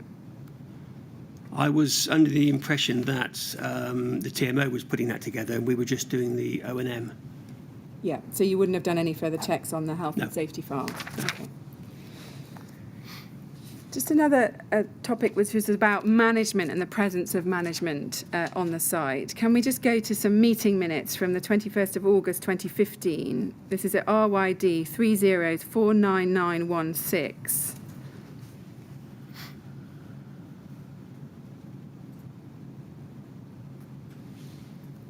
Now, this was a meeting held on the 21st of January. It was a subcontractor progress meeting minutes, and it says Windows. Do you see that there? I do. And we can see that you're present, and at the bottom of that list it says that you chaired the meeting and you took the minutes. Do you Yes, see I that did. there? Yep. And we can see that Simon Lawrence is under the apologies section. Do you see that there? I do. Now, Can you recall whether Simon Lawrence had been expected to attend that subcontractor progress meeting? Normally I would expect him to, yeah. Did you deputise for him when you were chairing this meeting? No, these meetings were my own way of keeping in touch with the subcontractors, exactly what they were doing, so everything works in a timely fashion. When you were attending subcontractor meetings like this, did you expect a senior member of Rydon to be there, such as Simon Lawrence or Mr. Blake? No, not necessarily. And why was that? It's always nice when they could, but it was really for me to go through any outstanding points that I had with the subcontractors' work to make sure the standards were maintained and it complied with drawings and expectations. Yeah. Would the minutes of these meetings have gone to Simon Lawrence routinely? Yes. Yeah. Now, just looking at item 5.02 on page 2, there's a reference here that Mr. Lawrence was asked about. It says, now that we're getting towards the end of the programme, we will need to make more and more appointments with tenants. We need to increase our levels of courtesy to allow this to happen smoothly. Do you see that there? I do. Can you recall what was meant by that last sentence about courtesy needing to be increased? I don't recall in what context that was said like that. So you can't recall who said that at the meeting? No. Had there been any problems, so far as you were aware, with levels of courtesy up to that time? Far from it. Linda, the RLO, and Christina, the RLO, were excellent with the tenants at all times. I can't fault them at all. It's the best I've ever worked with. Myself and Chris Holt as also, we would accompany them to every visit. Obviously, loan workers, everything else, we would be with them to explain processes and everything else. So. Were you ever aware of any problems with workmen and the residents on site? No, I wasn't. We would keep them in sort of tight control because when they were cutting the boards for the windowsills, they only had the communal area outside 4 flats per floor to work. Therefore, they had to be kept in tight control, otherwise they'd spread out and cause trip hazards and other bits and pieces. So, were you ever aware of any problems with workmen being rude to residents?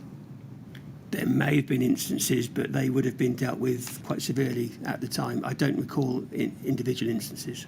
Okay. Did you discuss this minute with anyone after the meeting? Not that I'm aware of. So you don't recall discussing it with Simon Lawrence? No. Great. The last topic, floor numbering. Yes. Can I just take you to a document, RYD 30059989. And I want to go to the second email down in the chain on page 1. So this is from you to Claire Williams on the 2nd of December 2015. And you say, hi Claire, new floor numbers have been put up on the riser doors on each floor, complete with individual flat numbers and a directional arrow to show which direction they are in on it, exiting the lifts. And then you say, I've also to a master sheet up in the lobby of the second floor. Also, the now incorrect floor numbers in the stairwell have been obliterated, and I will put some temps up in there also. Do you see that there? I do. Now, can you help us as to what precisely you did in relation to the floor numbering before you left the project? Yes. The old floor plans had changed completely because we added 4 floors at the bottom. Yeah. So everything was bumped up 4 floors. So new signage was created. Firstly, temporary signage to clarify had there been a problem, then it was very clear exactly where the flats were and where exits were. On the stairwells, there was a stenciled number on each floor, and that was over-stenciled with the new correct number. So was that done with paint and Yes, stencil? it was, yeah. Yeah. Originally, it was going to be done as a temporary sign, but it was stenciled over as a finished project. And you oversaw that work, did you? Yes, I did. Before you left? Yeah. And the other one on the second floor is referring to an overview of what flats are on what floor now. Yeah. For guidance when you're first entering the building. And when you left the site, was it your understanding that there was clear floor numbering on the stairs? Yes, the new signs had been printed and had been put up. And how big were these floor numbers that you put on? There was a lot of debate and conversation went into it because originally the TMO wanted Braille as well. So from those conversations, I know they met all the criteria that the TMO put down and industry standards. But approximately, can you remember what size were they? No, I can't give you dimensions, but they No. were quite big. Okay. They were very, very clear. And then finally, in terms of my questions, we know you left the project on the 18th of March 2016. Do you know why you were withdrawn from the project at this time? The project was winding down, so there wasn't that much work. We'd done most of the internals. The paintwork and boxing of all the pipework for the HIUs had been put in place and all signed off. All the window work had been completed and the communals had been finished. So there wasn't a lot left to do. So a skeleton staff of Jason and Dave Hughes and Steve Blake completed the final bits of the project. Great. Thank you. Mr. Chairman, those are all my questions. Right, thank you. So if we could perhaps have, I'd suggest a 10-minute break. Well, I was going to suggest 12:10. Would that be sensible? 50, yeah, that's fine. Yeah, all right. Mr. Martin, although Ms. Grange thinks she's reached the end of the questions, we need to have a short break to take stock and so on. Okay. So we'll stop now until 12:10, and then I'll ask you to come back and see whether there are any more questions that we need to put to you. Of course. So please, no talking to anyone about your evidence. Off you go with the usher, please. Thank you.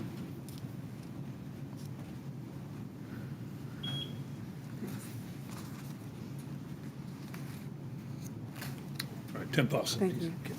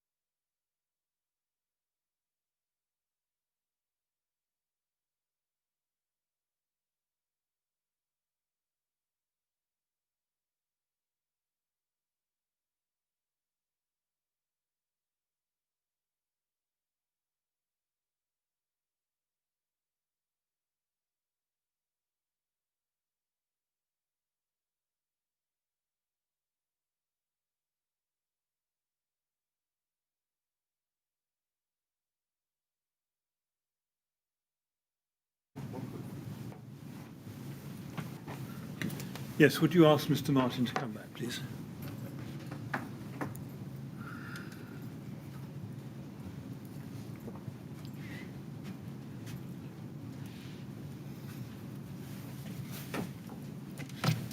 Right, Mr. Martin, we'll see if there are more questions for you. Ms. Grange? Yes, just a few.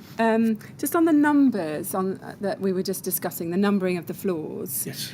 Can we just be clear, when you talked about painting in the numbers with stencils, are you talking about painting them in on the lobbies or on the stairwell? No, the lobbies, which I could refer to as the communal areas, Yeah. had machine-made signs. The stairwell, each floor had a stenciled number, and all we did was paint over the stenciled number and re-stencil the new numbers to that. So you painted over the old number and you re-stenciled on the stairs. Yeah. So we just left it like for like with the new numbering system, because the stairwells or the stairwell wasn't down to be refurbed in any way. Yeah. And you can't help us as to how big that stenciling was on the... Just that we had a lot of communication with the sign makers, and it fitted specifications. Yeah. And do you know, were any numbers in the stairwell obscured when you left site by the lighting or the temporary lighting in the stairs? No, they were on the stair head, on the half landings. Yeah. And the lighting was on the stairwell itself, on the stairs. Yeah. Now, earlier, when I was asking about materials, you said that you might have asked Zach Maynard for help about what materials were supposed to be used. He was the commercial manager on the project. Yes, he would have priced individual materials. I see. So that's why you would have asked him. Yeah, he was the first go-to person because he was a very helpful sort of chap. Yeah, yeah. And I just want to clarify that no one ever told you on the project to read the NBS specification. I don't recall that. No. Now, were you aware during your time on the project that some complaints had been raised by residents about the windows in general? There were complaints about the windows, but that was mainly operating errors, and obviously when the windows were first put in, because they were, sorry, I'll slow down, because they were tilt and open, there were problems with adjustment, which you will get with new windows. So yes, there were complaints, but they were dealt with, and I have to say very well by TAF. If it was down to new handles or new hinges or adjustment of hinges, he would pretty much be there straight away if he wasn't on the mast climber somewhere. Okay. Did any of those complaints ever cause you to have concerns about the general quality of the work by SDP? No, none. Okay. The only issues with their work were there were 4 or 5 flats that complained about drafts coming out from underneath the PVC panels, the sill itself. And that was because the show flat also echoed the fact there was no silicon bead put along there. And that was rectified by going back and putting a silicon bead along. And that solved the issue. Yeah, that's helpful. Thank you, Mr. Chairman. Those are all of the questions. Right. Thank you very much. Well, Mr. Martin, those are all the questions we have for you. Thank you very much indeed for coming here today to give us your evidence. It's been really useful to hear from you, and we're very grateful. And now you're free to go. Thank you very much. So, thank you. If you'd like to go with the usher, she'll look after you.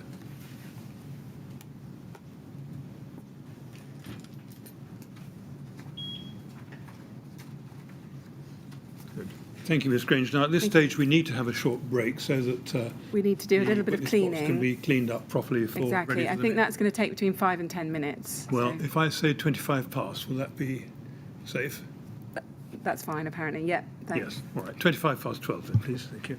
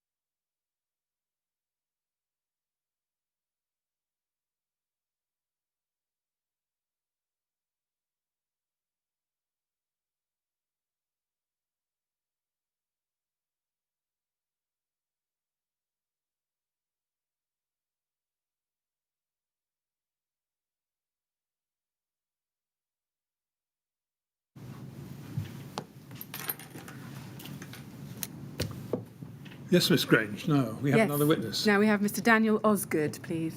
Right, thank you.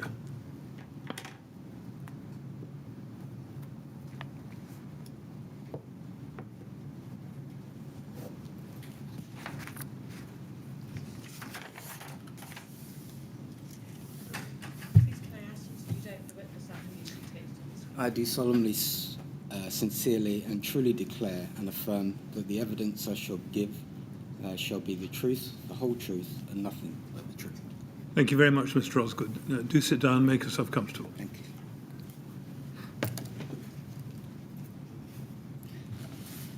Right? Yes, Miss Grange. Yes. Thank you, Mr. Osgood. Thank you very much for coming to give evidence to us today. It's really appreciated. If you have any difficulty understanding anything I say during my questions, please ask me either to repeat the question or put it in a different way. Certainly. And if you feel you need a break at any point, please just let us know. And if you can also try and keep your voice up, because the lady to your right is transcribing, Yes. so that she can hear clearly what you're saying, and also try not to speak too fast, Okay. which is something I have difficulty with most of the time. You've made one statement to the inquiry. It's dated the 28th of September 2018. If we can go to that, it's RYD 30094212. And there's a copy in a folder on your desk, and it's also now on the screen. And if we can look at, I think at the bottom of both pages, but at the bottom of page 2, the second page, is that your signature? It is, yes. And have you read the statement recently? I have. And are the contents true? They are. Thank you. Now, I want to start with some questions about your background and experience. So if we can go back and look at paragraph 2 of your statement, you tell us there that you have over 30 years' experience in the construction trade. You were initially a labourer, and then you became an industrial glazing installer. That's correct. And then you've also worked in site management for just over 10 years. We see Yes. that there. Yes, that's correct. And then at paragraph 3, you tell us you joined Rydon on the 3rd of March 2014, and you left on the 14th of April 2017. We see that there. Yes, yeah. And in paragraph 4, I just want to ask you about that before asking about Grenfell. You say in the third line, I'd previously worked for a company that fitted cladding and glazing between 2001 and 2005.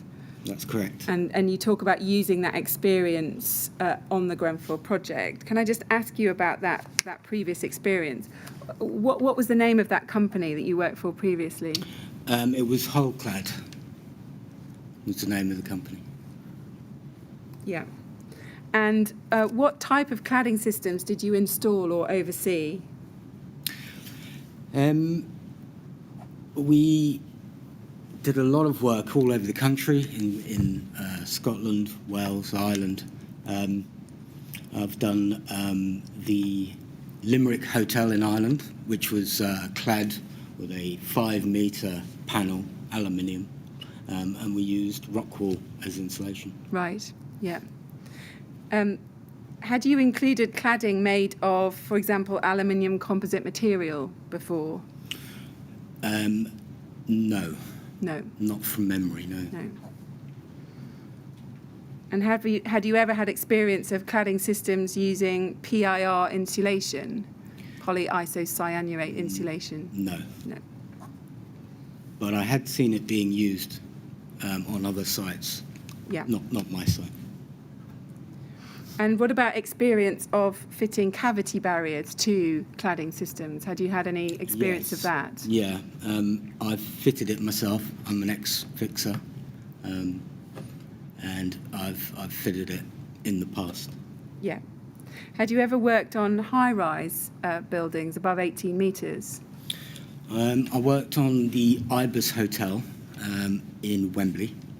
That was 22 floors. Yeah. And was that an overcladding project? It was, yes. Yeah. And were cavity barriers fitted there? Yes, they were. Yeah. Were they fitted around the windows in that project? No, in that project, the original, the windows went back in the original opening.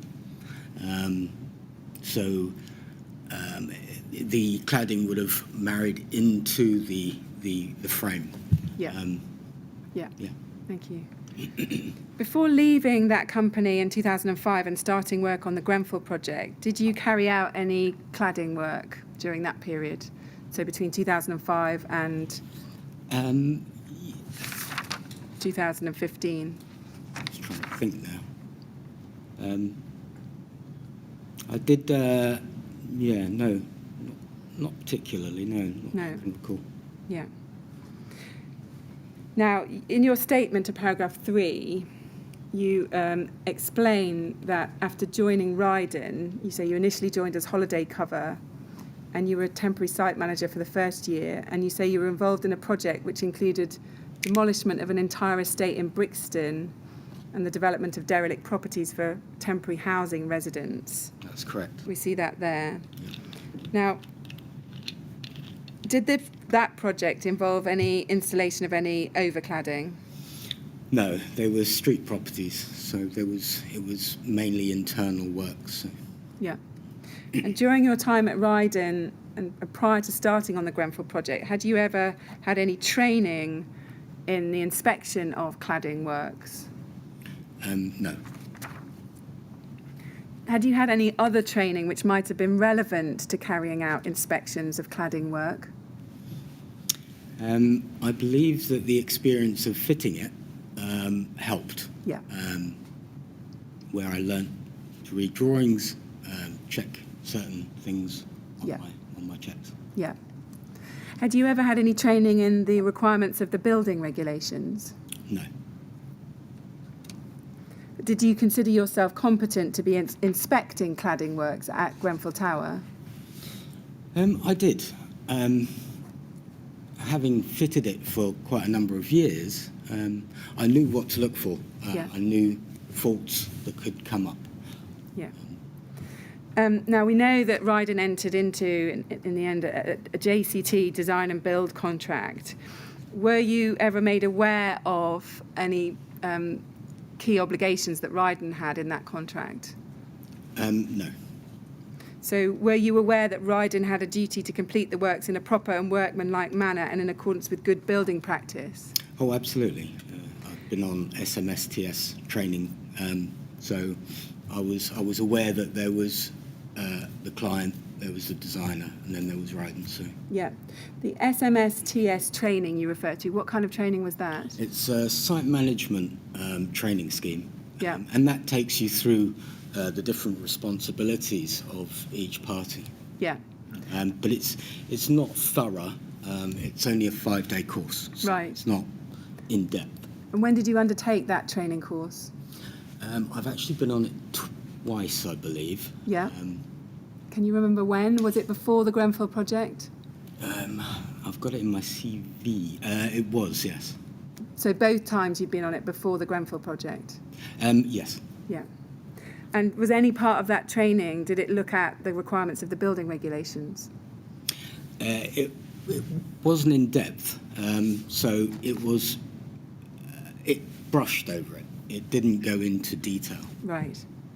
Were you aware on the Grenfell project that Rydon had to complete the works in accordance with relevant statutory requirements, including the building regulations? Broadly, yes. When you say broadly, what do you mean? Again, I don't know the exact details. I was aware that they were there, but I don't have knowledge of exactly what they are. Yeah. Now, in terms of your role on the Grenfell project, is it right that you were a site manager from the 27th of April 2015 to the 24th of July 2015? That's correct. And who did you report to on the project during that time? Grenfell. Sorry, the Grenfell. On the Grenfell project, who did you report to? Simon Lawrence and Simon O'Connor. And who was in fact your line manager? Did you know who your line It manager was Simon O'Connor. He would have been the first person to go to. Can you just describe for us, in general terms, what your role as site manager involved? Okay, so from arriving on site, it was already up and running, obviously. So the first thing you do is you look at the safety of the site, the surrounding areas for not only the workforce but the public, Yeah. and in particularly the tenants, because they're going in and out of the building. Yeah. So it's an extremely delicate situation. So the first thing you want to do is make sure it's safe. Yeah. The second thing you're going to look at is how we're getting access to the works. Yeah. So they're mast climbers and scaffold. I'm trained in scaffold inspection. And then it's getting the drawings, and it's sitting down with the contractor. We had a full set of drawings, obviously, both on the M drive, and also we had hard copies in site. Also, Harley had a complete set of drawings as well. Right. So we basically sat down, went through it, looked at what we were doing and how we were going to do it. Great. Okay. Yeah. We'll come in due course to a little bit more about what documents you saw during this process. Did you have a written job description as site manager? No, but I've been in the industry a while, so I do have an understanding of the responsibilities. Were you taking over from a particular person within Rydon when you came in? And if so, who was that? I don't think I was particularly taking over. Jason North was the other site manager there. Yeah. It's a very busy site, lots of work going on, and I think Rydon, rightly so, realised that it needed more supervision. So that was my role basically. So was it expressly said to you, we need some more supervision on this site, that's why we're bringing you in? I got a phone call from Simon Lawrence, and he said, can you get over to Grenfell? It's underway. They're starting the cladding, and can you oversee it? So. Yeah. And do you think you were assigned to the project because of your knowledge and previous experience of cladding? I believe so. Yeah. I believe so. Was that was something that Simon Lawrence was aware of, was he? I don't know that, but they do have a copy of my CV and everything is in there. So Yeah. Yeah. I would assume so. And is it right that your role was to oversee the installation of the cladding to the exterior of the building? That's correct, yes. And is it right that you were also involved with overseeing the installation of the window trims to the show flat? That's correct. Now, you state at paragraph 8 of your witness statement, in the very final line, if we can just look at that, that you say, I was not involved with any sign-offs on any internal works. And I just want to check what that means. Does that mean you weren't involved with any of the internal works at all, or just you weren't involved in the sign-off of those? I wasn't really involved in any of the internal works. We got down to a point on the building with the cladding, and it then had to stop because they were still working on the structure of the gym and the nursery. So as we'd sort of stopped works on those, I was asked to have a look at the trims, which was the finishing around the windows. I see. So we'll come back to this, but I just wanted to be absolutely clear which bits you were involved in, Sure. because I think we might see that you had a little bit of involvement in relation to some of the internal window trims. Is that right? Yes, that's correct. Yeah. Now, you say at paragraph 9, in the third line, you say, my role was to ensure that the work was completed, is what you've said there. Mm-hmm. Now, I just want to look at something Simon Lawrence has said in his statement. If we can go to RYD 3094220 at page 8, and we look at paragraph 44.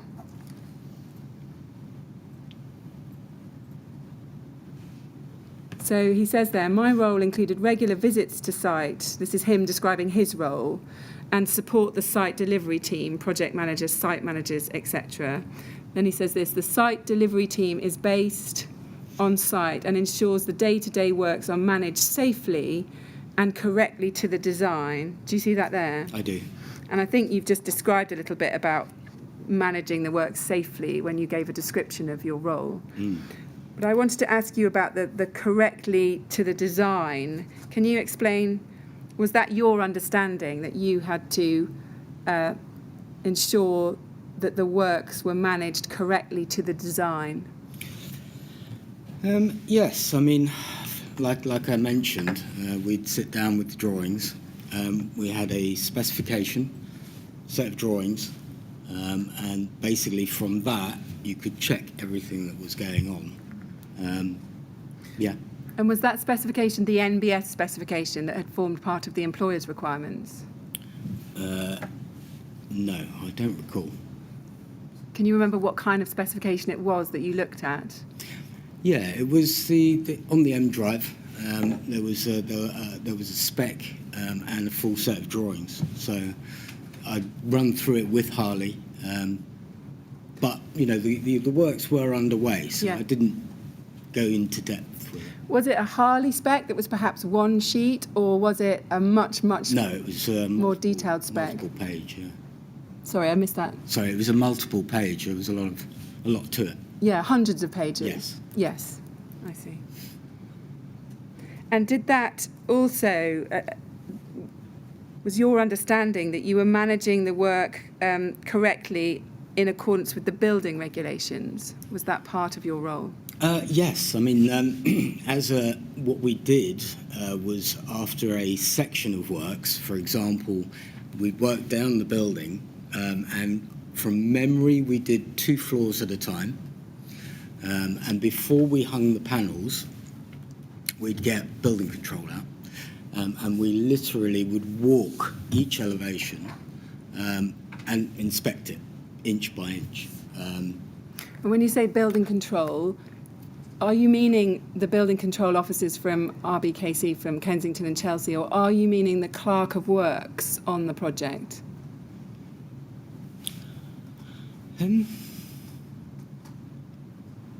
Sorry, from memory, I believe it was the clerk of works. Right. But I'm 99% certain that we got building control up, because without building control sign-off, we can't do anything. Yeah. It was just, we're going to come back to this later, but just you saying that you did 2 floors and then you'd get building control out. Yes. And I wanted to pick you up on whether you meant building control there or whether you mean the clerk of works for each 2-floor segment. That's a very good question. From memory, I believe it was the clerk of works. Okay. Sorry, it's Yeah. 6 years ago. No, that's helpful. Thank you. Would you accept that your role was not merely to assume that everything was compliant with the building regulations, and that you did have a role yourself in making sure the building regulations were complied with? I have no training in checking anything to see if it complies. So no. Okay. Just picking up on your witness statement on this point, at paragraph 9 of your statement, if we can go to that, at page 2, I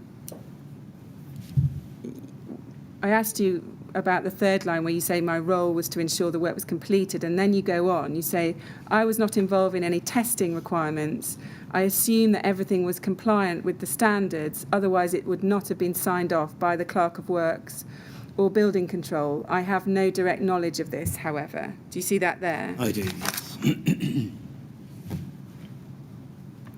So just to be clear, you didn't think it was part of your role to be ensuring that the works were compliant with relevant standards, including the building regulations?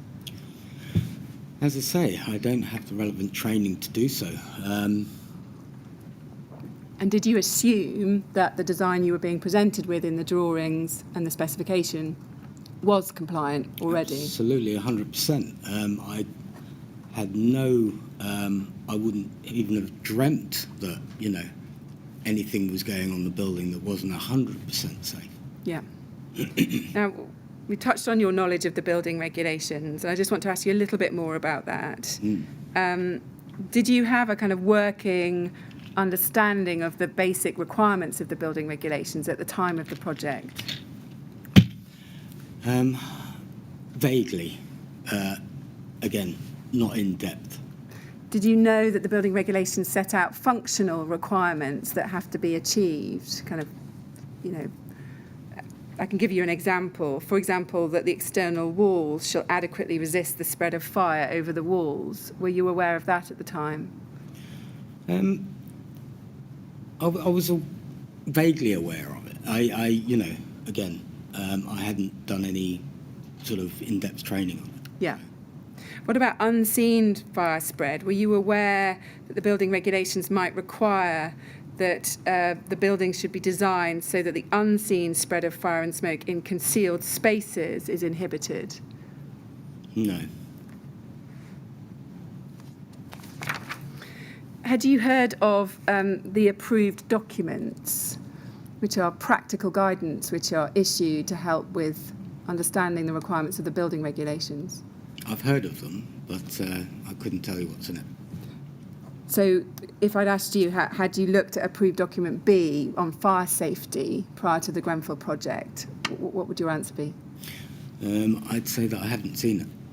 Yeah. Were you aware in general terms that buildings above 18 metres required special consideration in terms of the external materials which could safely be used on a building?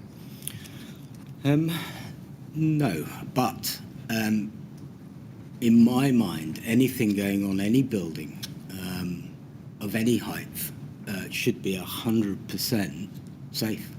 And I'm quite, I don't understand what that is. Had you ever heard of the phrase limited combustibility? Not with regards insulation. To my knowledge, all insulation was 100% fireproof, Right. fire retardant. Having seen it being used on buildings, I just assumed that everything was 100% fireproof. Yeah. What about the phrase class naught? Had you ever heard that before? I'd heard of the phrase when it came to paint, but not when it came to any other material. No. Did you have any understanding in general terms about where cavity barriers needed to be placed in an external wall in order to comply with Absolutely. the building regulations? So can you just describe in general terms what you understood about the locations in which cavity barriers were required? So cavity barriers would be used at every floor. Yeah. And then between the walls of each flat. So basically you're compartmentalising each property. Yeah. Did you understand that cavity barriers are required to limit fire spread within the cavity and also to limit fire spread from a compartment into the cavity wall? No. Were you aware that there was guidance suggesting that cavity barriers ought to be installed around openings, including windows? No. In your time doing cladding projects previously, had you ever encountered cavity barriers around windows before? No, I hadn't, no. As I say, any building that I've done, the new window would always go back into the concrete opening. Were you aware that close attention had to be paid to the installation of cavity barriers to inhibit the spread of flame in the event of a fire involving the external cladding system? Absolutely, yes. And what would you have thought that meant? So you say you're aware that close attention needs to be paid. What kind of things would you think you needed to be looking out for in a cavity barrier system to ensure that it's going to prevent the spread of flame? So the first thing you'd look at are the fixings that are holding it in place, i.e. an angle. And also you'd be looking at how it's jointed between each length of fire break. And yeah. Yeah. Were you aware that the rain screen cladding facade was required to be installed in accordance with a CWCT standard, a Centre for Windows and Cladding Technology standard? No. So when you read the specification on Grenfell, that multiple-page document you talked about, you didn't notice at any point in that there was a requirement for a CWCT standard to be complied with? I don't recall, no. Were you ever provided with a CWCT guidance on the Grenfell project? Not from memory, no. Let me just have a look at something with you. If we can go to CWCT 5046. Just want to see if this triggers any recollection. So this is something called the Standard for Systemised Building Envelopes. And Part 6 deals with fire performance. Is that document in any way familiar to you? I recognise the document, but I can't tell you exactly what's in it. And you can't tell us whether you were familiar with it at the time of the Grenfell project? No. No, I believe, I mean, I think I've seen this on Rydon's M Drive, Right. electronic system, but, you know, I wouldn't have gone into it in detail. So you weren't familiar with it at the time of the project? And you wouldn't have been familiar with the fire performance requirements dealt with in it? No. Were you aware of any other industry guidance that provided commentary on external wall construction and fire at this time? Sorry, can you repeat the question? Yeah, were you aware of any other industry guidance that provided commentary on external wall construction and fire at this time? No. So, for example, the Building Control Alliance, BCA, and their technical guidance notes, had you ever looked at those? No. And you were never provided with any other industry guidance by Rydon? I wouldn't say, I mean, all the information, you know, is on their M Drive. So, you know, site managers can easily access that at any time. I see. But nobody actually said to you, in your role on this project, it would be very useful if you read this piece of guidance or that piece of guidance. You don't recall that? I don't recall, no. Now, in terms of your understanding of different types of cladding products that were on the market at this time, at the time of the Grenfell project, were you aware that there were different kinds of cladding panels available, including metal panels consisting just of metal, but then metal composite materials which had a mixture of metal and, say, a plastic core? I was aware that there were metal panels, and I was aware that, yes, that there was ones that were enclosed that had a sort of infill on the panel. And it was my understanding that the reasons for that was to prevent noise and things like that. That was my only understanding of that. Yeah. Were you aware at the time that panels, these aluminium composite material panels, frequently contained a PE core that was combustible, highly combustible? Absolutely not. No. I think if I had known that, I would have, you know, stopped everything and, you know, looked into it. But I didn't have a clue. Thinking back to the ACM panel that was used on the Grenfell project, what did you think the core was? I mean, first of all, did you notice there was a core in that panel? I knew there was a core in there. Yeah. But like I said before, it was my understanding that anything going on any building is fireproof, fire retardant. Did you ever think about what that core was made of, and did you ever ask anybody what the core was made of? No, to be honest. If someone had asked you at the time, what's in the middle of these panels, what would you have said? I probably wouldn't have been able to answer. I knew that there was an infill, but I would, you know, because as a site manager, you've got a set of drawings, and basically that's what you do. You build to those drawings, yeah. Absolutely.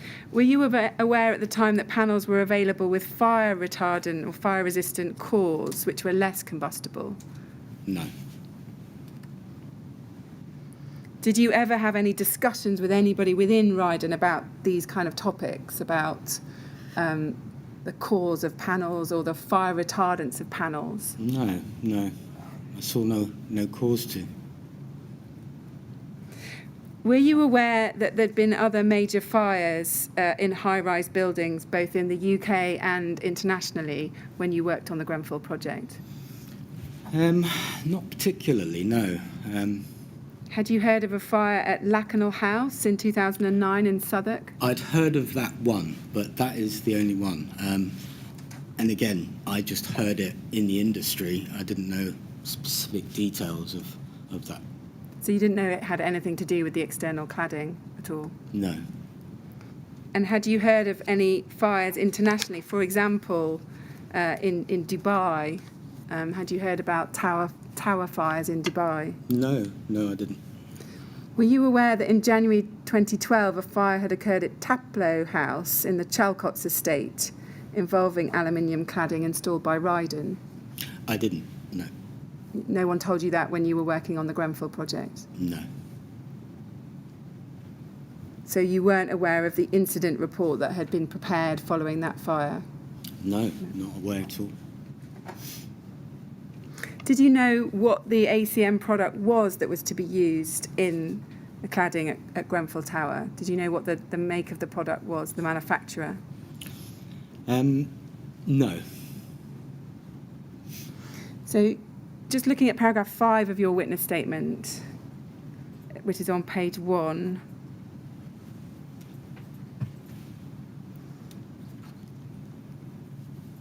And I want to ask you about what you say in the very last sentence. You're describing there the fitting of the installation on the exterior of the building and fire breaks being fitted. We'll come back to that.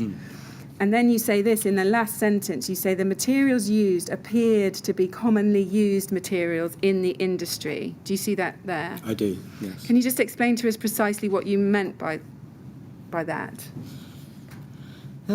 Well, the panels didn't look unusual to me.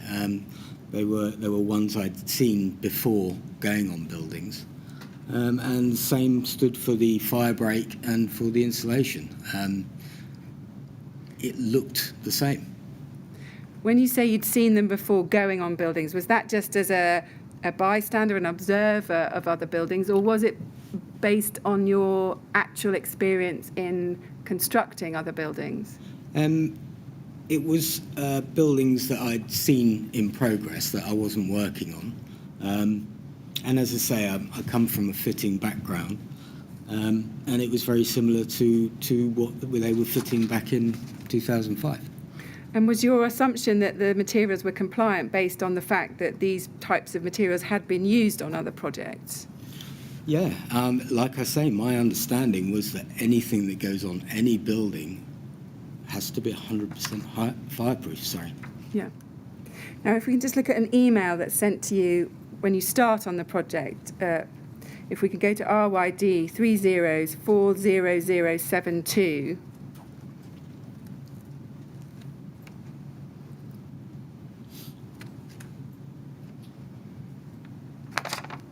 So if we look at, sorry, I'm not sure that's, yes, sorry, no, that was the email, sorry. So if we look at the email at the top of that page, this is Simon Lawrence to you on the 28th of April 2015. Yeah. And he says, hi, Danny. He says, another relevant email to the cladding package. Regards, Simon. Do you see that there? I do. And then we can see that what he's forwarding is an external finishes schedule. Do you see that there? Mm-hmm. Yeah. Now, if we can look at that external finishes schedule, this is at SEA 50232.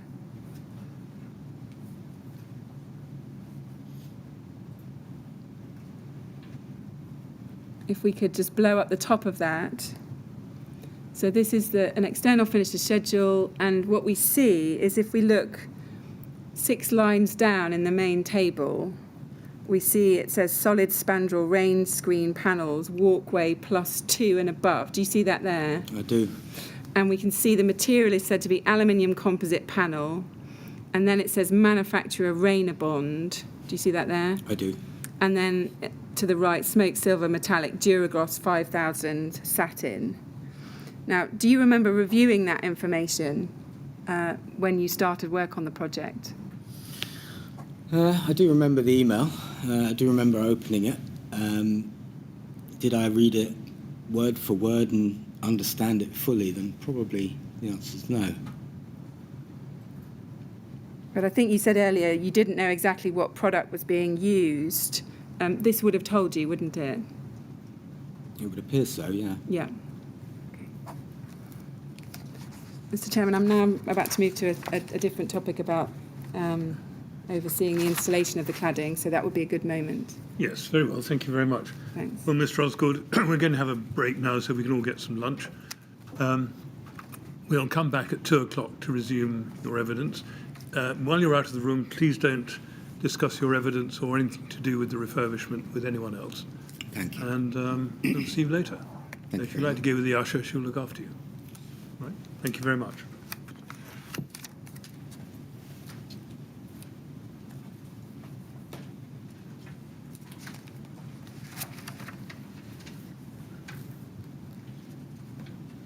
Right, 2 o'clock, Thank you. please. Thank you.